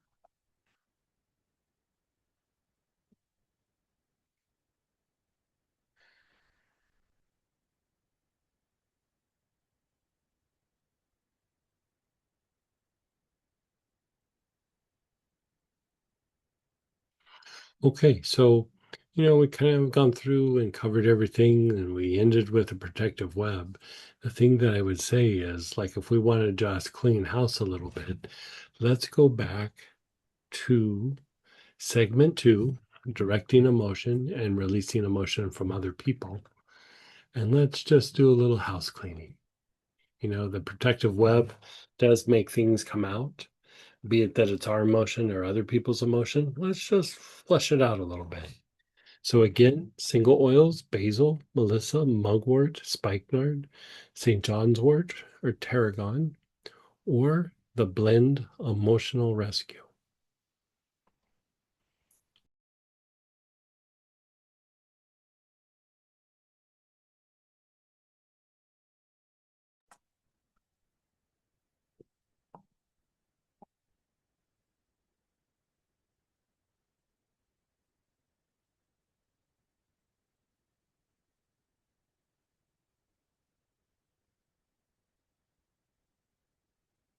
Okay, so bottle to your chest, chin down, and remember from yesterday, we're going to do 8 or 9 of the materialization breaths. So chin is down, inhale, hold your breath, up, and then exhale through the mouth. That would be 1. So do 8 or 9 at your own pace.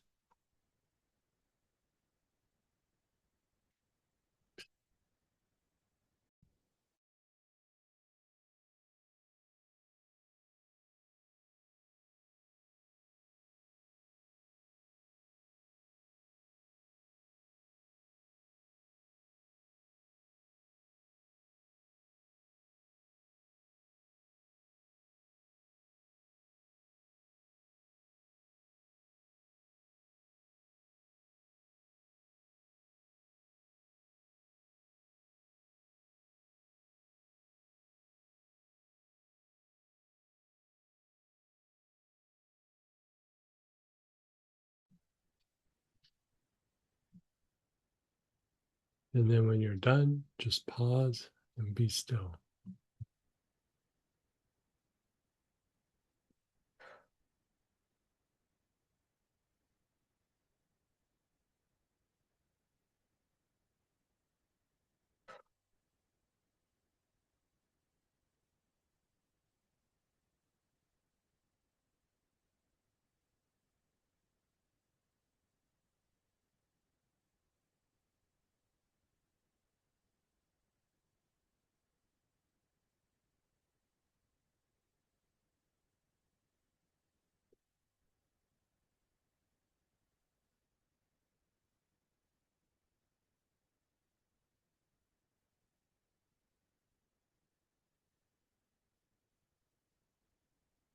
And just being still.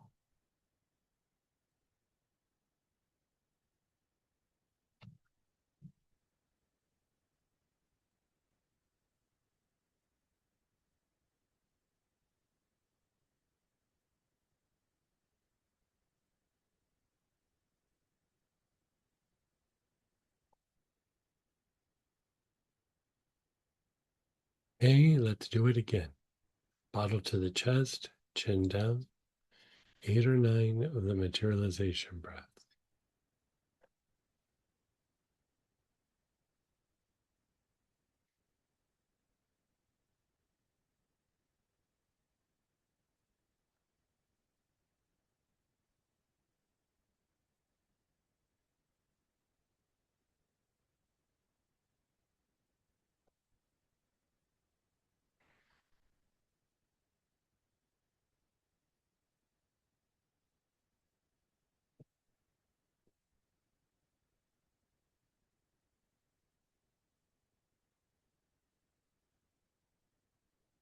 And then when you're done, pause and be still.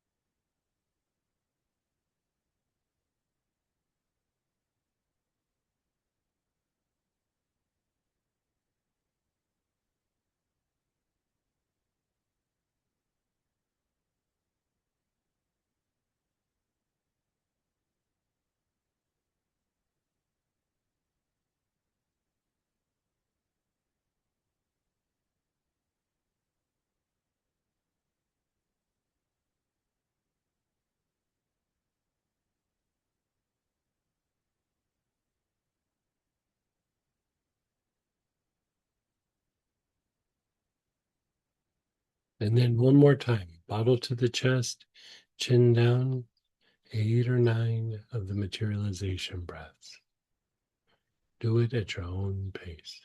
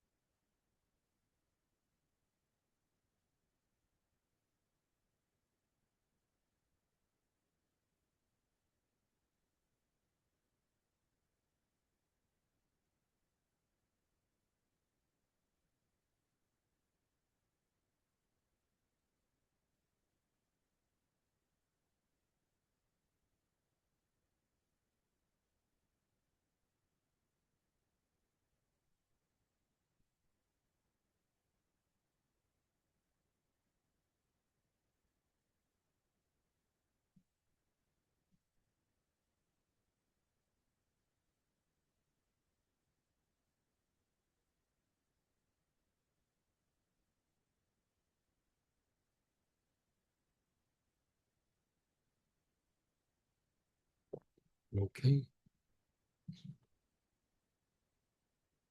I think that was a good one this weekend. Yeah.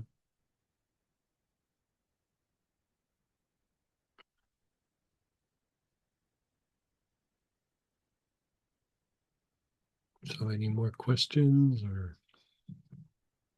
and a nice little cleanup there at the end?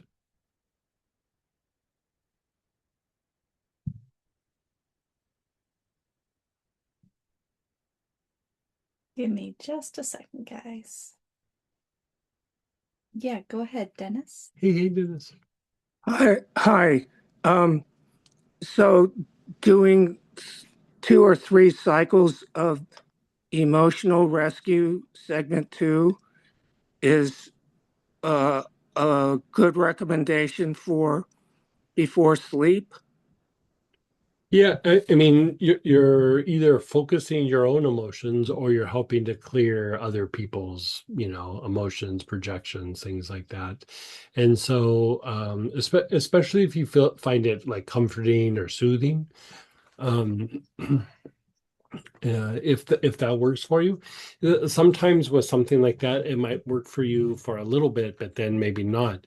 But that idea of like, how you were talking about the past, that idea of maybe the protective webs combined with the emotional rescue would help to shed some of the things from the past and then go back to the Violet Healer, undo some of that conditioning. And even if it's just a little 15-minute session right before you go to bed, it will probably make you sleep deep. Okay, great. Thank you. You're so welcome. My second question has to do with my body deals with hypervigilance, hyperreactivity, such that when I'm watching a movie or something on television, my partner comes down the hall and wants to ask me a question, and I get really startled, such that I've trained her to knock on the walls as she's walking down the hall, so that I know that she's coming and I don't freak out. Right. I would segment 6, the pink healer, be appropriate, or do you have suggestions? Yeah, I would probably do like blue, violet, pink, even the protective web, because that's a very overstimulated startle response. And so, like the thing with a protective web is it is about reflexes and instinctive responses, and that is actually tied to some of those instinctive responses. But a lot of times it could be still because of old experiences, old emotions, old experiences. So even that thing where we talked about like emotional rescue, the protective web, and then following it with violet healer so that you can kind of undo some of the past conditioning. There's probably going to be other things that need to be done, but like at this point, that would be a very good process to do for a little while. Could you say that those uh, uh, essential healers again, please? Which ones did you say? Protective webs, and Yes, then the emotional rescue, yes. and then violet healer. Thanks very much. Yeah, Appreciate it. yeah. And then, like, at some point you kind of will plateau. And then it's not that you can't go deeper. It's just like sometimes you need to come at it from a different angle. So, like, you'll make progress, but even that stress mechanism and that survival mechanism will adapt to a therapeutic process. So then it goes, you know, we know what's happening. We can slow down what's happening, right? Because it's very protective in its nature. It's very instinctive. It's not in our conscious awareness. It's tied to these really primal drives. And so kind of bouncing around as you get towards it kind of keeps it off its feet for a bit, and before it knows it, it's like, it's relaxed. But it will relax only so much. But if you think about, like, if we're in survival mode and the drive is like, if I put my guard down, something bad's going to happen, and then you start trying to relax it, at some point he goes, why are you doing this? This is nuts. Something bad's going to happen. Did you not hear me? Right? Yes. So you try to relax it, and then it figures out, like, you're trying to relax me. This isn't going to work. And so the just going after it like in a straightforward way, even if it produces a result, at some point it will stop. And sometimes it takes a while, and sometimes it's only like a session or two. And then you go, okay, well, then I'm gonna come at it from a different angle, and then I'm gonna come at it from a different angle. And so, like, I keep like switching up the approaches, and pretty soon it doesn't know where anything's coming from. And before you know it, that part of those survival drives, they're like, okay, you win. It's kind of like a free form dance. Like, you just kind of keep dancing your way towards where you're going. And when that survival thing comes up, you just go, okay, I'm gonna slide over here. I'm gonna slide over there. Yeah. So intuition and maybe some Yeah. pink, since I'm not used to having pink growing Right. up. Or okay. Right. Yeah. Thanks very much, sir. Very good. Yeah. You keep me posted. You betcha. And go ahead, Dorothy. Hey. Hey, I wanted to ask about applying the colored healer packs. So let's say, for instance, if I use the violet healer pack and then I wanted to also use an angel pack, how long should I wait before applying the angel Like pack? maybe 15 or 20 minutes or something. Oh, Yeah, it doesn't have to be crazy amount of time. well, like they layer together or Yeah, what? I mean, I'd still give your body time to like kind of process it and let it like integrate a little bit. Uh, But then, because they also work together. And so like, especially Violet working with angels. I mean, that was a great one to do with angels. And so, you could do that, let it sit in for a little bit, and then you're feeling whatever you're feeling, 20 minutes goes by, and then you're like, okay, now I'm doing my angel. And so then you just go through and follow it with the angel. Mhm. oh, okay, that's great. Yeah. Well, also, let's say if I applied the Violet Healer Pack, and then I also wanted, let's say before I went to bed or whatever, I also Mhm. wanted to use the blue healer pack that you're going to make, Mhm. or some blue healer body tonic. Anyway, Sure. so how long would I need to wait? Same thing. Like about Oh, oh, okay. yeah. If you do them just like bam, bam, they kind of mix a little too much and they'll still produce something, but you might not get the greatest efficiency out of each of the oils or blends.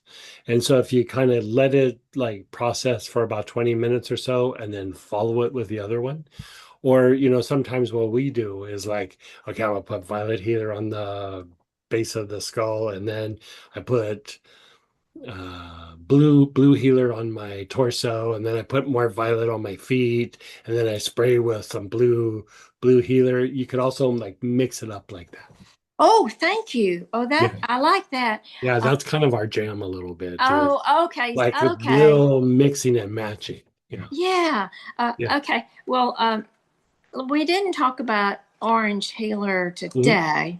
mhm. Um, anyway, I do have the green healer pack and the orange healer pack, and it's like sometimes in the morning, I wanna use one, and I'm like, oh, I don't know which one to use. Could you maybe give me an idea about when I would choose the orange healer pack, and also, well, would they be particularly good layered together? Yeah, you could do those two layered. Again, I'd give it like maybe 20 minute Right, right. in between. But the orange kind of stimulates like movement and circulation. It calms down dysregulation in the nervous system. I mean, you could use that. It's not necessarily going to make you sleepy, but it might. And so like if you're in a very stressed state and you put it on, it will calm down some of the dysregulation, some of the fight flight. And so you'll go out of fight flight and then you're like, oh, I'm sleepy. But if you're not really in super fight flight, you'll put it on and it'll feel good, but it won't necessarily like knock you out. And so So it's it more, really I'm sorry, it's a little more for emotions then, or not? Or, more like stress. Like oh, stress, oh, yeah, okay, like got it. Okay. stress and like detoxification. And because even detoxification, your nervous system has to kind of shift for your body to be able to start getting rid of fluid and start to release mucus and things out of the lungs, and your liver to release, and things like that. So it helps with flushing out like energy. But it's like, if you think of like it's flushing out blockages. What we call blockages is also like stress. Like it's the stress response, it's dysregulation. It's like your body went into protective mode or defense mode. And that is what causes the blockages. So you're throwing off that protective defensive mode, and you're then helping the nervous system to shift and go into its normal ways of doing things. Okay, so, I would say orange healer is not quite as soothing as the ones we did today. right, right. Yeah. I can certainly see that. Yeah. Um, I think I'm still a little trying to decide if it's good to use in the morning. I think it was the I would detoxing. I would probably use it more in the morning than at night. Okay. Although I have used it at night, but it does have a little bit of like a stimulating effect. Okay. Well, Not quite like red healer, but it yeah. is a little bit stimulating. So Okay. So, well, does it pair well with the green healer, or? sure. Yeah. Okay. Okay. Okay. Well, thank you so much. You're so welcome.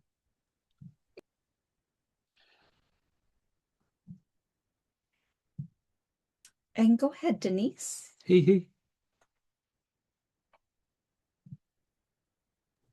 Kind of forgot my hand was up. What I did want to ask, it kind of seemed like I thought it was a really good class. All right. So I kind of think maybe just probably listening to the video once it's posted. Yeah, I And would say it's kind of a foundational thing where um I didn't make it too complicated and too like nuanced. It's just like this does this, this does that, this does this. So it can be, anything can stand on its own here. And it's not really made to like you have to do all of these together. You can just pick one and go, I'm working green healer today. I'm working violet healer today. And, the idea being that if you kind of have a relationship with each of these, you can go like it feels like a violet healer night tonight. Like I'm gonna do that. And you're able to do a little maintenance and whatever is going on, you can kind of go, this color feels good for this feels good for that, whatever it might be. And so it's not like you have to go through and do it all at once, although that's a very therapeutic thing to do. But, the idea being that you might only want to do 15 or 20 minutes in the evening and that you can choose one and work it and kind of have an idea of why you're working it and what it's going to do. and develop sort of a relationship, because I think in a Yeah, way, in doing that and taking small steps, they start to almost form a picture. At least you know where to right, go or what right, questions to ask you in the future. right, How's right. that? Okay, very good. And Thank and you you. start to get to the point where you go, because like I'll use myself as an example is like the idea of blue healer, I think of it as like, yeah, it's calming and soothing, but it's very anti-inflammatory. And then I put it on and it knocks me out. And I go, apparently it's also calming and soothing, which I knew, but like I didn't know, like in my bones. You know what I mean? Like I kind of got it intellectually. So now, I might be pushing and I'll go, it's a blue healer night tonight. Like I am doing blue healer. Yeah. I'm so glad you brought the colored ones back in. Yeah. As soon as you did, it was like, I don't know, it was so welcoming to my body, Oh, good. and I think they, as you said, they're working beautifully with the angels. Hmm. Boy, keep on going, Greg. Oh, thank You're you. doing a You're great very kind. job. Thank you. Thank you. Have a wonderful evening and Thank you. happy birthday, Sam. Okay. Yeah, it's her birthday today. Thank you. Someone shared, I have feet. They're buzzing alive. Thank you so much.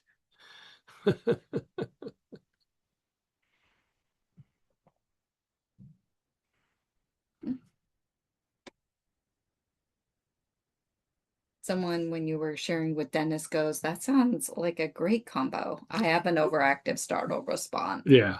Yeah. The other one, I didn't mention this, but like after I got off with Dennis, like the other one that you could throw into the mix is the thing with the spine.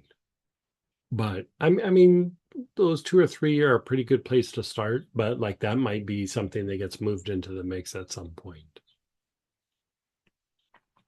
And someone said, wonderful, valuable class. Thank you. Thank Good. you. Good.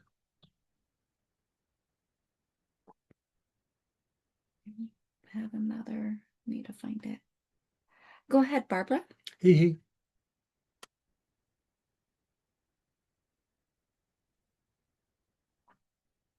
Let me see if I can help you. Sorry. I'm trying to remember what the thing with the spine was, but at the very end with the material and breath, I felt a lot of movement in the spine. Yeah, so Got a like little I'd stuck in the say, jaws, but then it oh, cleared. I did. Yeah. It That's cleared. probably also a little bit of Ming Men. The thing with the spine is it kind of calms down the agitation in the spine. So it calms down how the information comes in and then goes out, but also the spinal thalamic tract, which is like how we process like pain and stimulation and things. And Segment so it one. just calms all of that down so that it has like a cascading effect on the body and the functions of the body, but also when we release things like emotional, the deepest release is also from the spine. And Yeah. so, you could call the spine like the lower brain, like it's so tied to the brain and how we process information that it's still kind of tied to our cognitive processes. So by working that, it kind of calms everything down. Thank you so much. You're so welcome. And someone shared, I think this was a great follow-up to the generational healing class. Oh, good. Yeah. Yeah. That was a good class, that version. And next week, Yeah, vital centers. just so you guys know,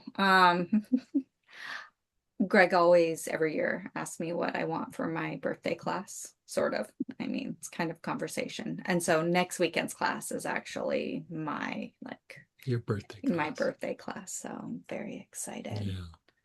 It's going to be Vital Centers meets Vagal Tone. And so, yeah, it should be pretty fun. I know a lot of people have already done the Brainwaves and Vital Centers class. So it's going to be a free retake for those of you who did that. So. Yeah. And think of the vital centers as like a lot of times it's the source for chronic health issues or deeper things that we struggle with psychologically.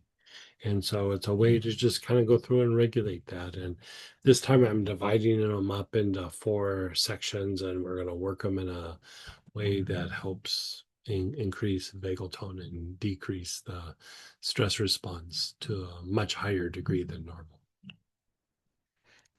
And if you are not already, you'll now start to get the Monday newsletter. And so it's kind of the go-to place where Greg talks about these different colors he's been diving more into, just whatever new kind of thing going on. That's where you're going to get a lot of this info. So keep an eye out for that. And then Tuesday practice and Wednesday practices are free, and love for you guys to join us for those. And our Wednesday practice has become not just a deeper healing, but it's like deeper healing and essential practices, which just kind of means these are things you're going to find really applicable to do, on a daily, weekly basis. And people are really loving I think the deeper dive this week is gold, isn't it? I think it's the gold healer. Yeah, I think so too. So. Yeah. So. The rainbow. What else? I think that's it for tonight, guys. Thanks for joining. Yeah, thanks for a nice weekend, and happy Father's Day to all the fathers out there. And hopefully I see you guys on Tuesday or Wednesday. Take care.